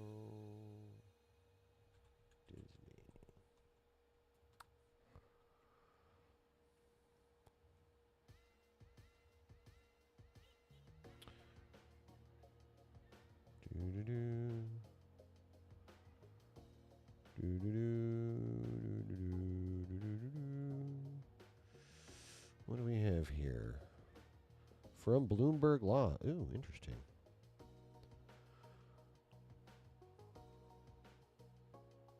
Okay. Well, here's the latest on that. Walt Disney Company and a former star of The Mandalorian will take the actor's protected speech lawsuit, which is supported by Elon Musk, to private mediation, according to a federal court's order. Oh, this is from back in July. Gina Carano and Disney were referred to private mediation on Wednesday by Judge Sherilyn Peace Garnett of the U.S. District Court, Central District, Cali. Mediation must be complete. Oh, okay, never mind. The mediation must be completed by July 15th, 2025. So they have a fucking year. When was this issued? When was this written? Oh, this was just written a couple days ago. Okay. So they have 11 months to get this mediation settled. If not, trial will begin in September. On a separate order, they narrowed it down to September 29th of 2025, if the mediation fails. Carano alleges Disney violated California, blah, blah, blah. Alleges. Okay, yeah, we already know about all that. But yeah, so federal court says this doesn't need to be settled in court unless this mediation fails, and you got 11 months to get it done before I fucking want to deal with you again. Okay. So that's that. That's still a mediation, which is why everything's been quiet on the Western Front, so to speak. Come on, you motherfucker. There we go. Griff says, that's the thing, though. I want them to write a check and also ask him to go straight season 3, but that's just me fanboy dreaming. I mean, yeah, in an ideal world, that would be the case. But, before I knew what he did, I wanted the same thing. I wanted them to be just back up the Brinks truck. However big a fleet of Brinks trucks was necessary to get him to Ghostwrite. That's what I wanted. And not just X-Men 97, but like basically run the mutant saga. Because obviously he knows his fucking mutants. But now that I know it's being alleged, and here's another thing. The trades themselves are carrying Snyder's allegations. And Disney has not forced them to retract them.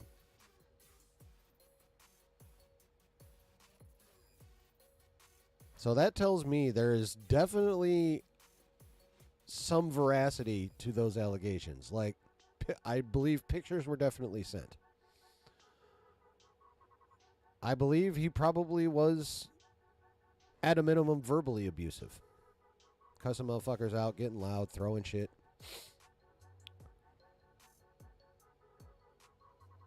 I believe he probably got handsy at least once.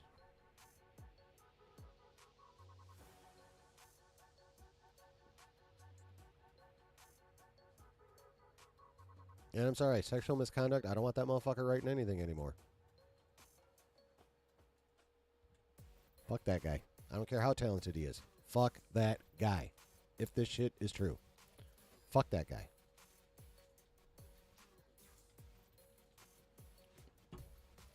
I mean, think about this. And tell me if I'm wrong. Or if you think I'm wrong. Because I don't think I'm wrong. I mean, this is blowing up pretty big. But how big would it be if this was a straight dude doing this to women's. This would be huge, and rightfully so.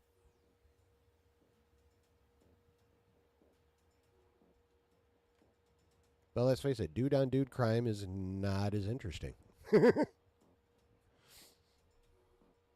I mean, that's the case in most of news, isn't it? When bad things happen within any kind of group, like you don't hear a shit ton about black-on-black crime or white-on-white crime. You only really hear about it when, you know, some kind of gang bullshit spills over into the suburbs, or some kind of fucking asshole cop is, you know, engaging in excessive force, if not killing motherfuckers. That's the shit you hear about. You ever notice that?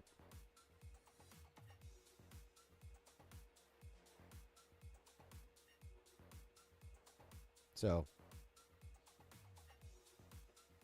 like I said, this is big, but it could be bigger.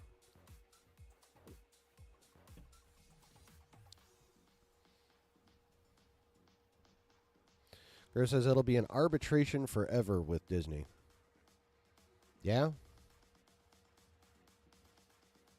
Yeah, both, well, that mediation with Carano is probably going to go till July 14th.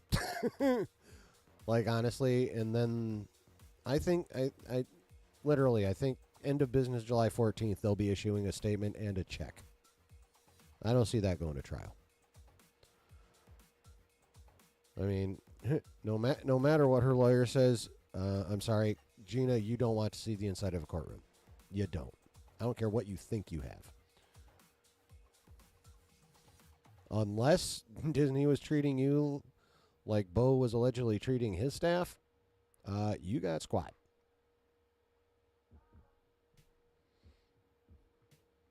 So I'm pretty sure that one's going to end in a check. This one, more than likely, will.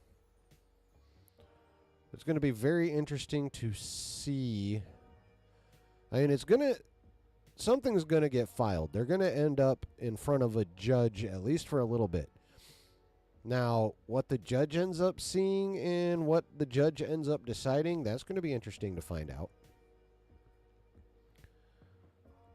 But I think in the end, this will end up being settled with a monster of a check. Excuse me. Because most of these things do. I mean, let's face it. The power of an international corporation like Disney versus even a lawyer as successful as Brian Friedman. Sorry, Mr. Friedman will run out of money, and Mr. Friedman and Mr. DeMayo combined will run out of money for lawyering long before Disney will.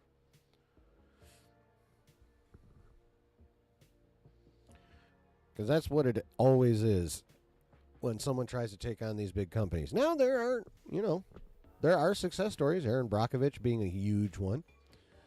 There are others, but a vast majority of the time, it basically comes down to a legal battle of attrition, and the corporations will always win those because they're the ones with the resources to outlast pretty much anybody.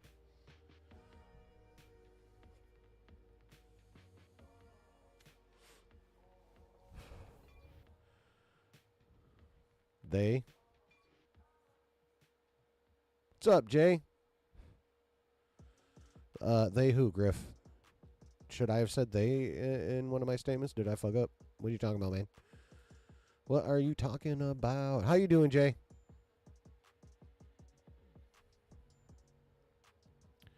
We're talking Beau DeMayo versus, that's right, it's actually a 2-syllable word, motherfuckers. It's versus, not verse. V-E-R-S-U-S. Versus. Not verse. You get a verse in a song. You get a verse in a poem.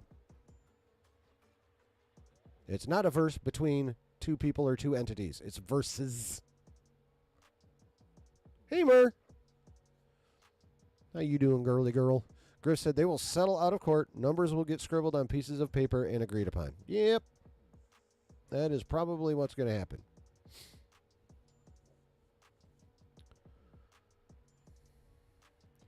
Again, because it's going to come down to unless Friedman has like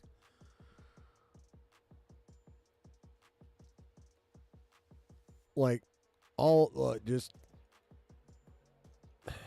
I can't even think of the fucking adjective / metaphor I want, but it just insane level of corporate breaking news, I guess is what you would have to call it.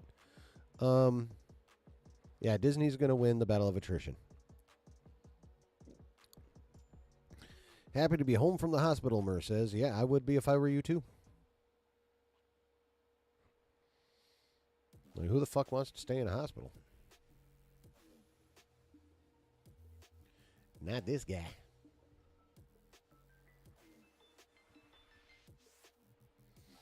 So yeah, more than likely, after an extensive process of discovery and 2 or 3 rulings by a federal judge, just like the Carano thing, it'll probably end up in mediation or arbitration and get settled out of court. Because mediation and arbitration is code for haggling about the check. Basically.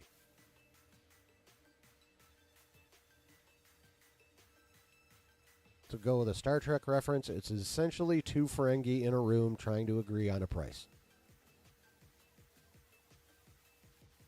You like that one, babe? Yeah, she ain't paying attention.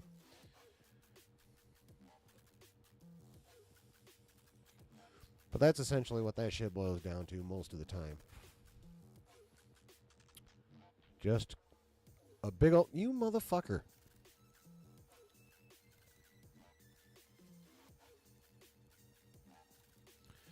Just a big old battle of offer, counter-offer.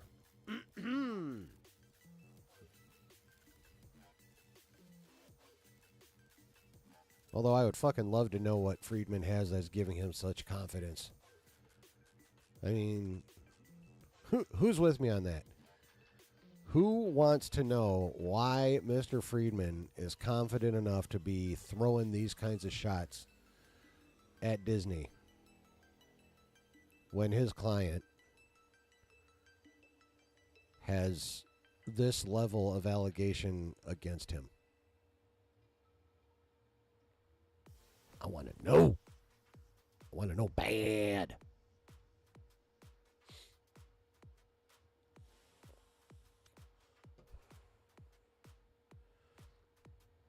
I mean, logic says he's got something, right?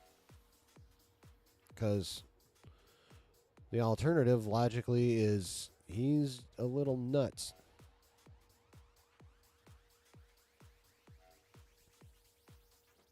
Because going after Disney without basically a nuclear weapon in your arsenal is just a bad fucking idea. Dealing with a painful, severe kidney infection, well, fuck that. Drink more water, girl. Nah, I know it wasn't that. But yeah, that sucks. I'm definitely glad you're better. Kidney infection equals all kinds of pain. Back pain.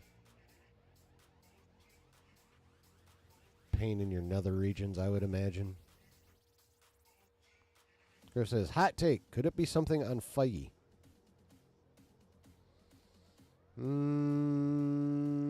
Could be.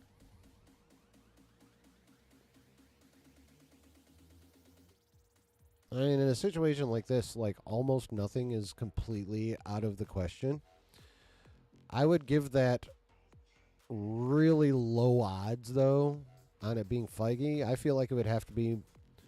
Brad Winderbaum's much more directly involved in this than Feige is, because Winderbaum is the head of Marvel Animation Television and whatever the other thing is.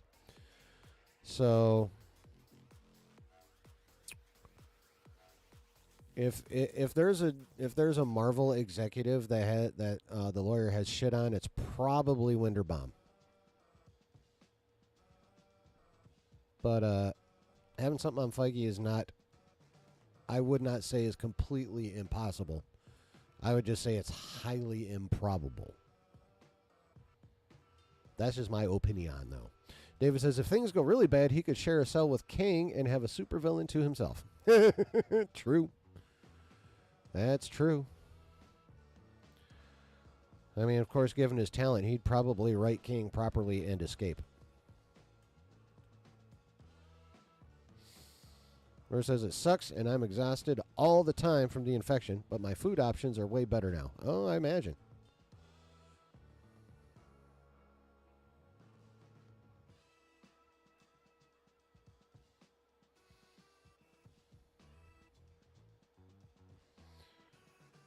I mean, although it could be exactly what he says, and he's just got, like,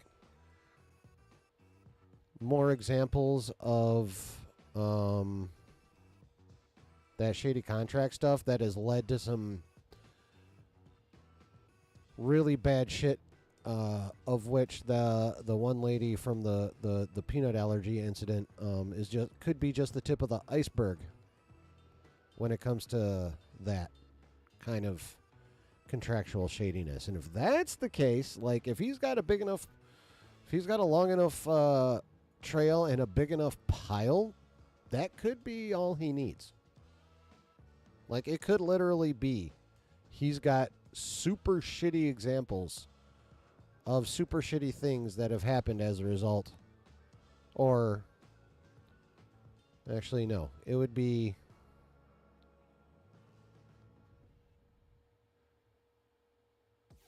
it would be something super shitty happened and Disney was able to weasel their way out of it because of the super shady shit that was in the contract. Yeah. And some of those happenings could be pretty fucking horrific. Maybe Feige has an Ashley like from The Boys. Yeah. Although I'm very curious to see in Year After Next what the fuck the Compound V did to her.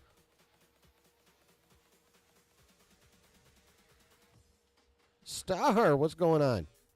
I don't understand the situation other than he got fired. Okay. Well, first of all, I'm glad you're here, but holy fuck are you late to get into this conversation. But thank you for coming by. I'm going to TLDR it for you, but please go back and watch the replay for a much more in-depth explanation, setting aside my usual rambling, of course. But basically, so back in March, he got suddenly fired by Marvel, like within a week or two of the premiere of X-Men 97. And you took a nap. I mean, dude, I don't blame you. Naps are amazing. I love a good nap. But, so just real quick, here's a timeline. He gets fired in March for who the fuck knows why, because no one says shit, neither Disney nor him. All right? Which in and of itself says he probably did something very naughty. Because that shit just don't happen without something big happening behind the scenes. So there's that. Then, and evidently part of that was some sort of agreement between him and Disney about, what he's allowed to tweet in relation to the show or whatever. Right? So there's that. So, hear nothing from Beau until about, I don't know, midway through, I think it was after episode 5, that big one, remember the name? The big one with the Gambit and shit. He started tweeting about the show specifically after that, not really talking about anything else. Time goes on, don't really hear too much from him other than X-Men 97 stuff or X-Men related shit. And then, just this past Thursday, he puts out a tweet and accuses Disney of removing his season 2 credits just for posting artwork of him as a very skimpily dressed Cyclops in honor of Gay Pride Week. or month. And then says there's more to the story. Stay tuned. Within a couple, maybe 3 hours, I don't remember exactly how long, Disney puts out, or Marvel puts out an official statement saying that back in March he was fired because an investigation of allegations against him resulted in some egregious findings. That was what they said. Griff says, dub for Disney taking a somewhat high road with not publicizing the firing. This may be me being cynical, but I wouldn't give them shit credit for that because of the proximity. It happened to the premiere of X-Men 97, and I guarantee they only kept their fucking yappers shut because it was that close to the premiere, and they didn't want any kind of shadow over that show. So I don't think there was any kind of altruism in there. I was purely self-serving, in my opinion. So, yeah, he posted that about his second season credits getting removed because of his artwork. Disney claps back like, you did something super egregious. Then Jeff Snyder pops off with, I have details about said egregious stuff, and I've contacted people, and they have 12 hours to respond. This was Thursday night. Friday morning, evidently no one responded, or they didn't respond to Jeff Snyder's satisfaction, so because he dropped a special article in his newsletter detailing the allegations, and they are as follows. Sending pictures to his male staffers in various states of undress as inspiration for their artwork, up to and including nudes. It is alleged that he repeatedly groped one of his assistants, and it is alleged that in general to his staff he was emotionally and physically abusive. Now, none of this is Marvel or Disney has not put this out. This is according to Jeff Snyder. But the trades, who basically work for the studios, as we all know, included Snyder's allegations in their own articles, and Disney has not forced them to retract.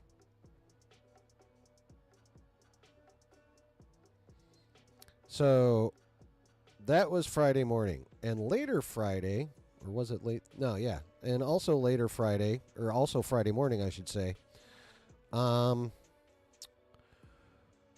his lawyer, Brian Friedman, threw another shot at Disney, saying that they engage in shady contract practices and that this is just the beginning and there'll be more to come. And again, he used Beau DeMayo's phrase, stay tuned. And that's where we're at right now. Beau DeMayo threw shots. Disney come back at him. Snyder posted what Disney had that they could fully come back at him with, and it ain't good. Sexual misconduct is never good. I don't care who's engaging in misconduct toward whom. No bueno. But now his lawyer's saying he's got big contract shit on Disney. And that's where we stand at this point. David says he could sue Disney for crimes against TV and cite that he is suffering PTSD from watching Acolyte. Yeah, I mean, we should get a class action PTSD lawsuit started against Lucasfilm for that fucking show. Actually, for almost all their shit since Mando season 2, honestly. Yeah, WoW is right, Star. Now, like I said, I go into more blathering in a little bit more detail than that on the replay if you would be kind enough to watch that. But that's the basics.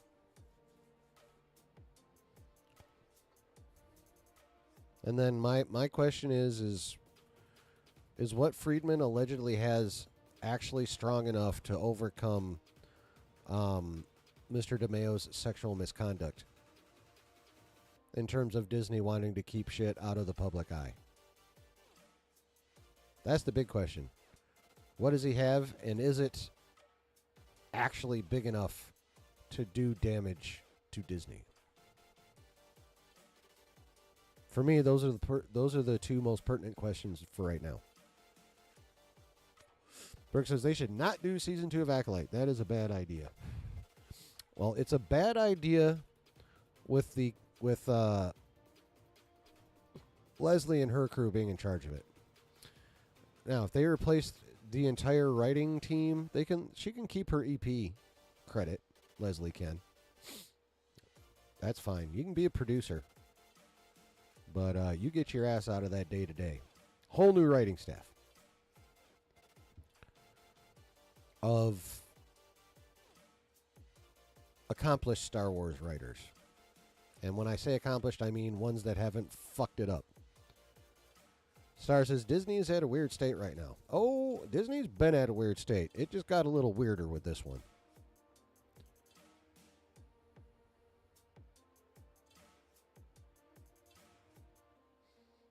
Honestly, I think Disney was going to sit on these details as long as they possibly could.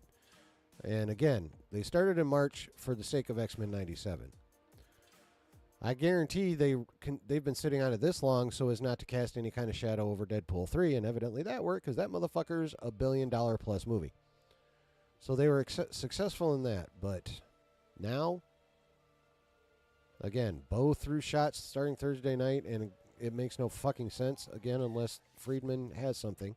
And I still think the shots are being thrown. It was Friedman's idea in the first place. I don't think it was Beau's idea to start throwing shots. I think this is all his lawyer. What made it weirder? I missed it.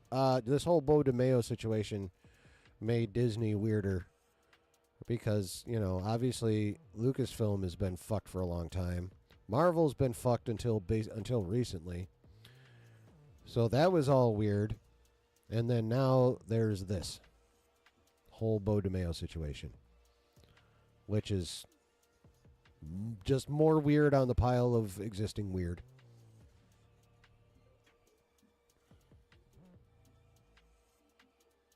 Because on the surface, none of this shit makes sense. Like, for real. None of it. Star says, first it was the incident with the doctor passing away due to her being allergic. Now this. The doctor was the husband. Actually. But, yeah. And Disney going, well, because you signed these terms of service, you can't actually sue. It has to go to you agreed to automatic third-party arbitration, which obviously is one of the examples Friedman refers to when he talks about shady contract dealings in terms of service. So the question is what else does he have? Justin says, is that a Disney thing or a Hollywood thing? The terms of service thing overall is probably a Hollywood thing, honestly. I don't see any large corporation that doesn't try and sneak in as much CYA shit as they possibly fucking can. I don't think one exists. I don't think even a larger small corporation to a mid-sized corporation, I don't think there's any of those that don't engage in that to a certain extent. Of any kind. Hollywood, manufacturing, whatever. Retail. I think they all get up to that shit to some level or another. But right now it's all about what level Disney got up to. Chris says, unless Disney is trying to protect their image by not downplaying a POC.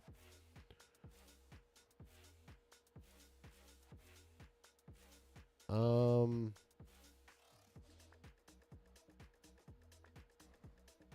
not quite sure how that would protect their image.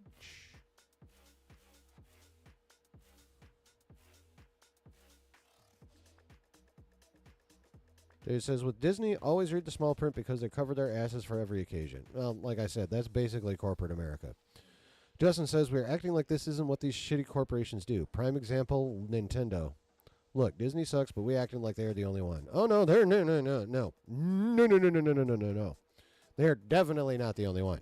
They're just the one we're paying attention to right now because this shit all just happened within the last 48 hours. Like, literally, it started about 48 hours ago.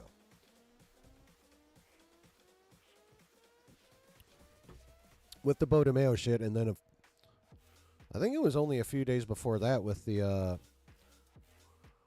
allergy death as well.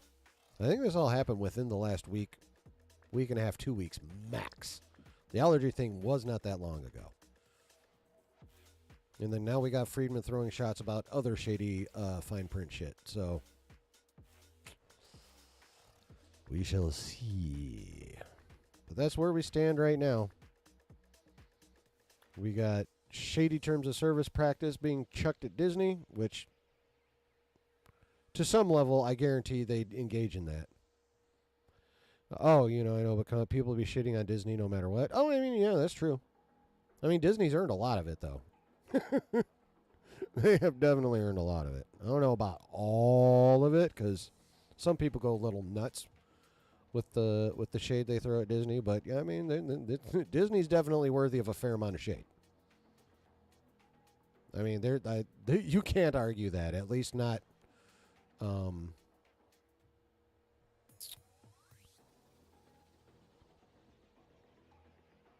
At least not from a point of any, legitimacy. So. But yeah, it's going to be interesting to see if Disney's... The terms of service history that Friedman is referring to is... results in a big enough pile of bullshit to... make what Mr. DeMayo allegedly got up to somehow seem less bad. I mean, we're talking sexual misconduct here. So Disney would have, they would have had to got up to some, even for a big corporation, some seriously shady shit to overshadow sexual misconduct allegations. It's got to be bad. Bad. Bad. Really bad. Ridiculously bad. Fucking insanely bad. Bad.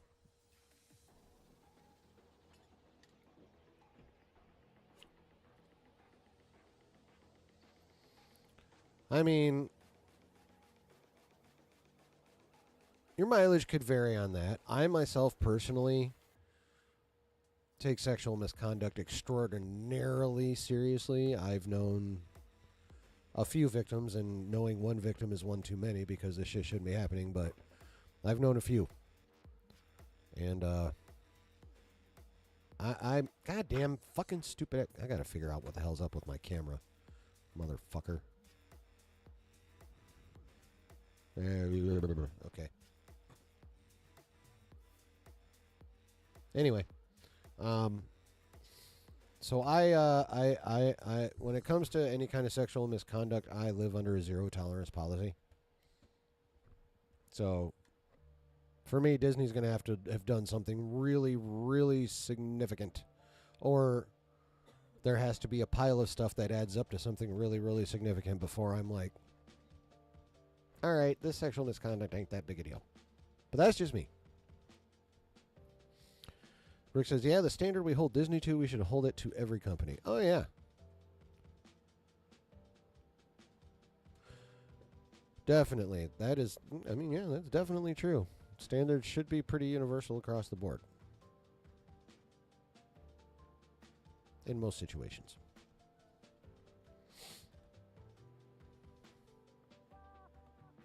So, yeah, that's basically the situation that we're looking at right now.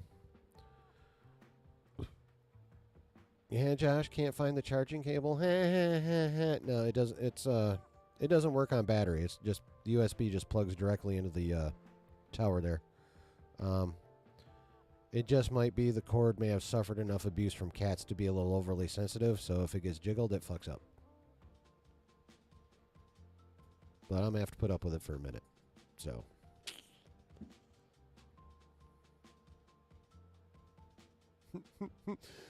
Besides, if Josh knows you called me him, he'd probably get pissed. He'd be like, the fuck?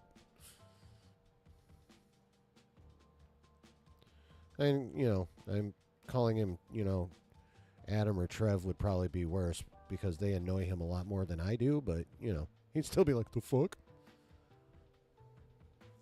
You don't say that.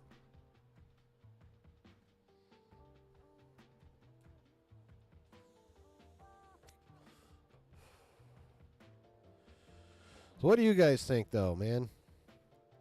What do you think of all this craziness? Where do you think these both parties kind of stand right now?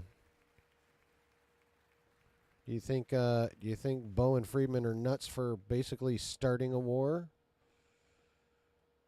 Or do you think they got more than, do you think they got a, you know, do you think they actually have some shit and they're not just bluffing?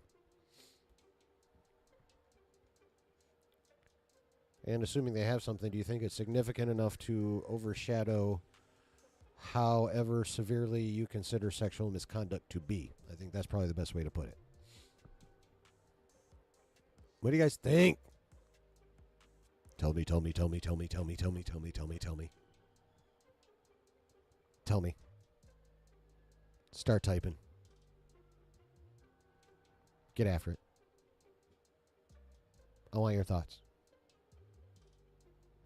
Brooke says, just hope it gets resolved. Beau is needed for future Marvel projects, but do got to make sure he's clean. It is complicated. Yeah, I mean, obviously he needs some level of therapy, just like Majors does. Because that's, you know,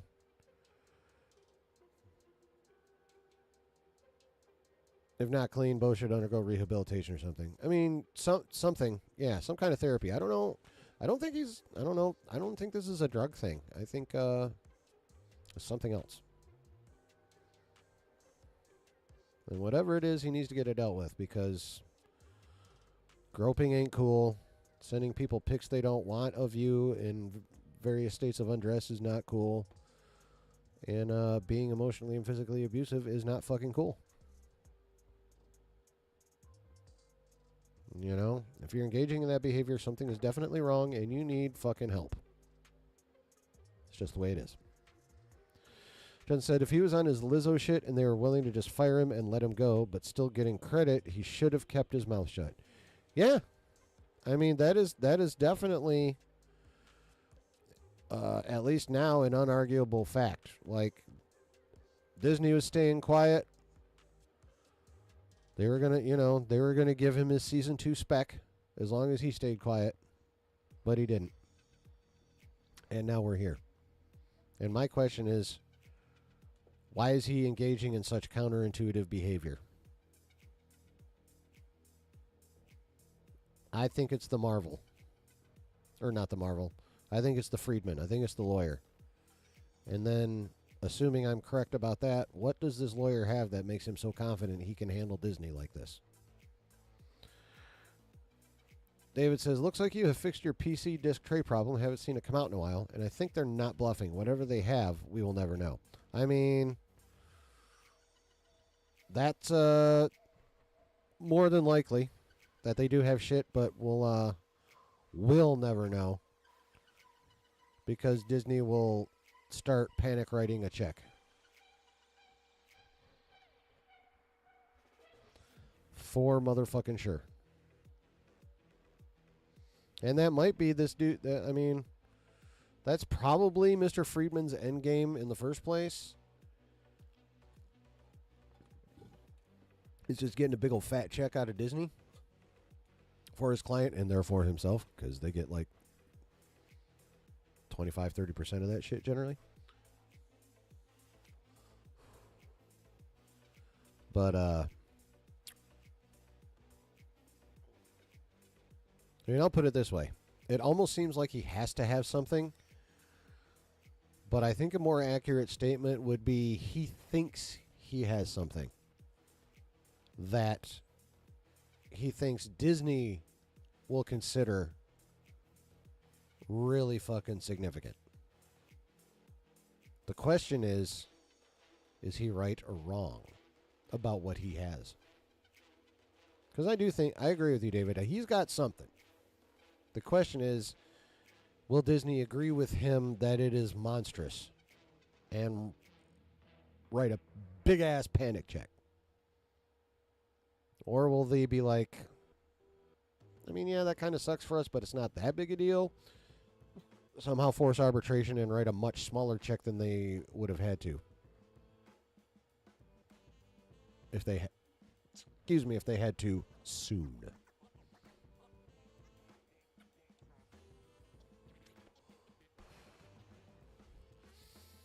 And honestly, David, I don't think it's fixed because I recall hearing it. I think it might be opening and closing immediately rather than just opening and sitting there. But yeah. All right. I think I've repeated myself enough on this Beau DeMayo thing. Unless you guys have more questions or concerns, I'm good on it for now, other than we will see if any of our speculation is accurate or not in the coming months, because it's going to be months. This shit always is. I mean, just look at the Carano thing. They've been ordered into mediation, and they have 11 months to engage in up to 11 months to engage in said mediation. So this is going to be a minute. It would not surprise me, given how late it is this year, that this probably won't get resolved good 2 years. It'll probably might be late spring 26, could be quarter one, could be Q1 26. I think it'll probably be early Q2. You know, for this. The Carano thing is not going to get past mediation. There will be a check written before the end of that. But it's going to be a minute, and it'll be interesting to see, A, if anything more actually fucking comes out for us to take in and then talk about. Or will we be just getting a court update on this motion and that motion and this decision by the judge and that decision by the judge? More than likely, it'll be the latter, but I really want the former. A, because I'm nosy, and B, because, you know, it'll give me something to talk about on stream. Dave says, he's a good-looking bloke. Maybe someone important liked his pictures and sent him one back who works at Disney. Maybe someone important liked his pictures. I mean, it's possible. Definitely not outside the realm of possibility. And yeah, he's good looking. He doesn't have an ugly face, and he's definitely worked fucking hard on his physique. I mean, there's no doubt about that. Homie's swole. Beau DeMayo is fucking jacked, bro. So, I mean, he's definitely committed to achieving what he thinks is a peak of physical appearance. That is for fucking sure.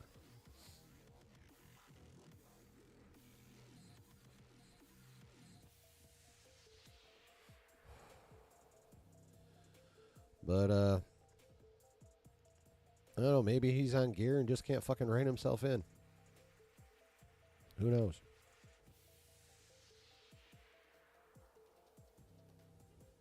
What do you guys think? If not, I'm not just done talking about this. I'm going to be done with this stream. So, do you guys got anything else? I am always happy to keep engaging with you guys for sure. I love hanging out with y'all. Faux cheesy. But if we're all good, I will depart.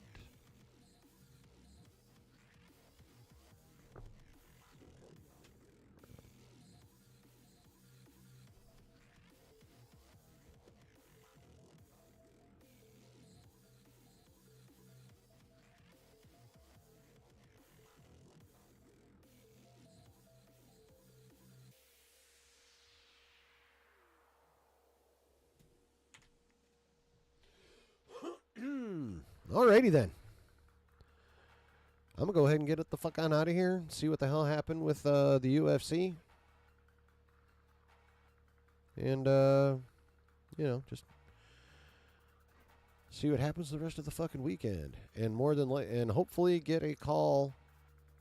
I don't want them to take till Tuesday to call me for a second interview. I want that call on Monday. So, but in general, David, I've worked hard on my appearance. It's taken me years to get a body like Jabba. Yeah. Now, you know, you guys remember how a lot of people were pissed off at Fat Thor for Endgame? I'd personally just loved the memes where it was talking about where it was saying that thanks to Thor, like so many men now have the body of a god.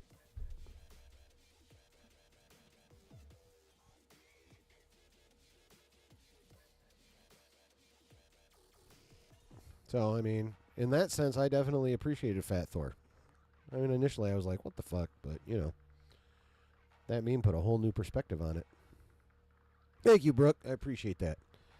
But regardless of whichever day I get the call, please, pretty please, put out good vibes into the universe because I really, really, really want this job. So I would appreciate good vibes. I would also appreciate likes. I'd appreciate subscriptions. And I would appreciate that notification bell being rung so you know when I do be dropping stuff. Or when I do be going live. Not to mention, you can check out my other channel. It's a topical channel. I've only got like an introductory video and my first topical video up, but it's fun. You should check that shit out too. I need to add the link to the description. That's my bad. But, yeah. Like this shit. Subscribe to this shit. Praying for you. Brother, thank you, Jay. I appreciate it. You too, Griff. Thank you.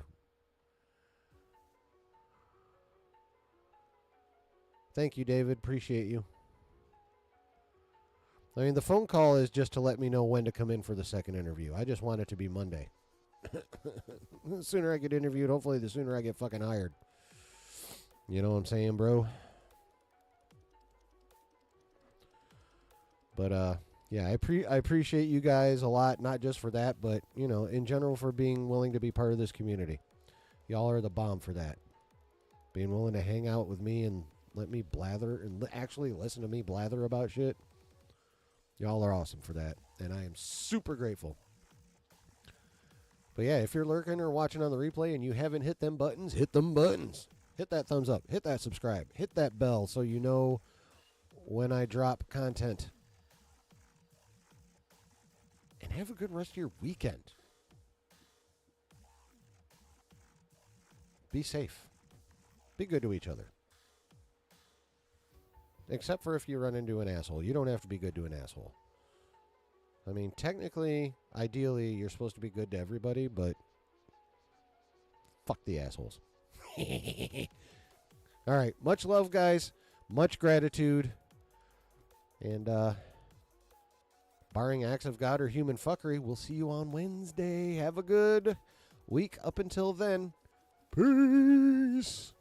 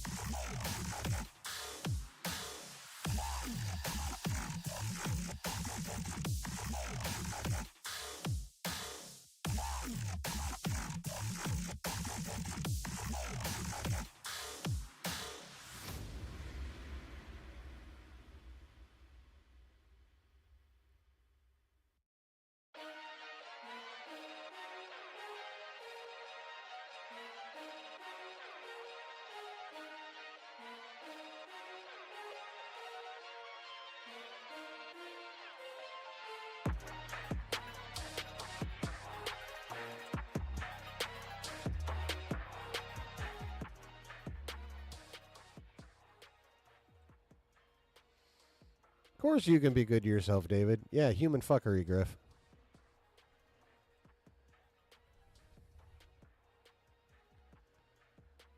If person outside my sphere engages in something that fucks with my plans, human fuckery.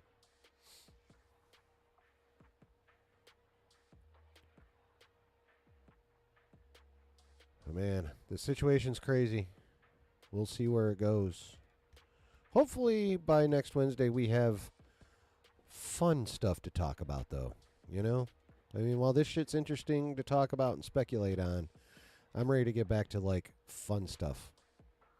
Like Doom. So hopefully by Wednesday night we'll have something on a much more positive note to chat about. But until then, have a good, safe week, y'all. Be well. And hit all the buttons if you haven't. See you Wednesday. Later.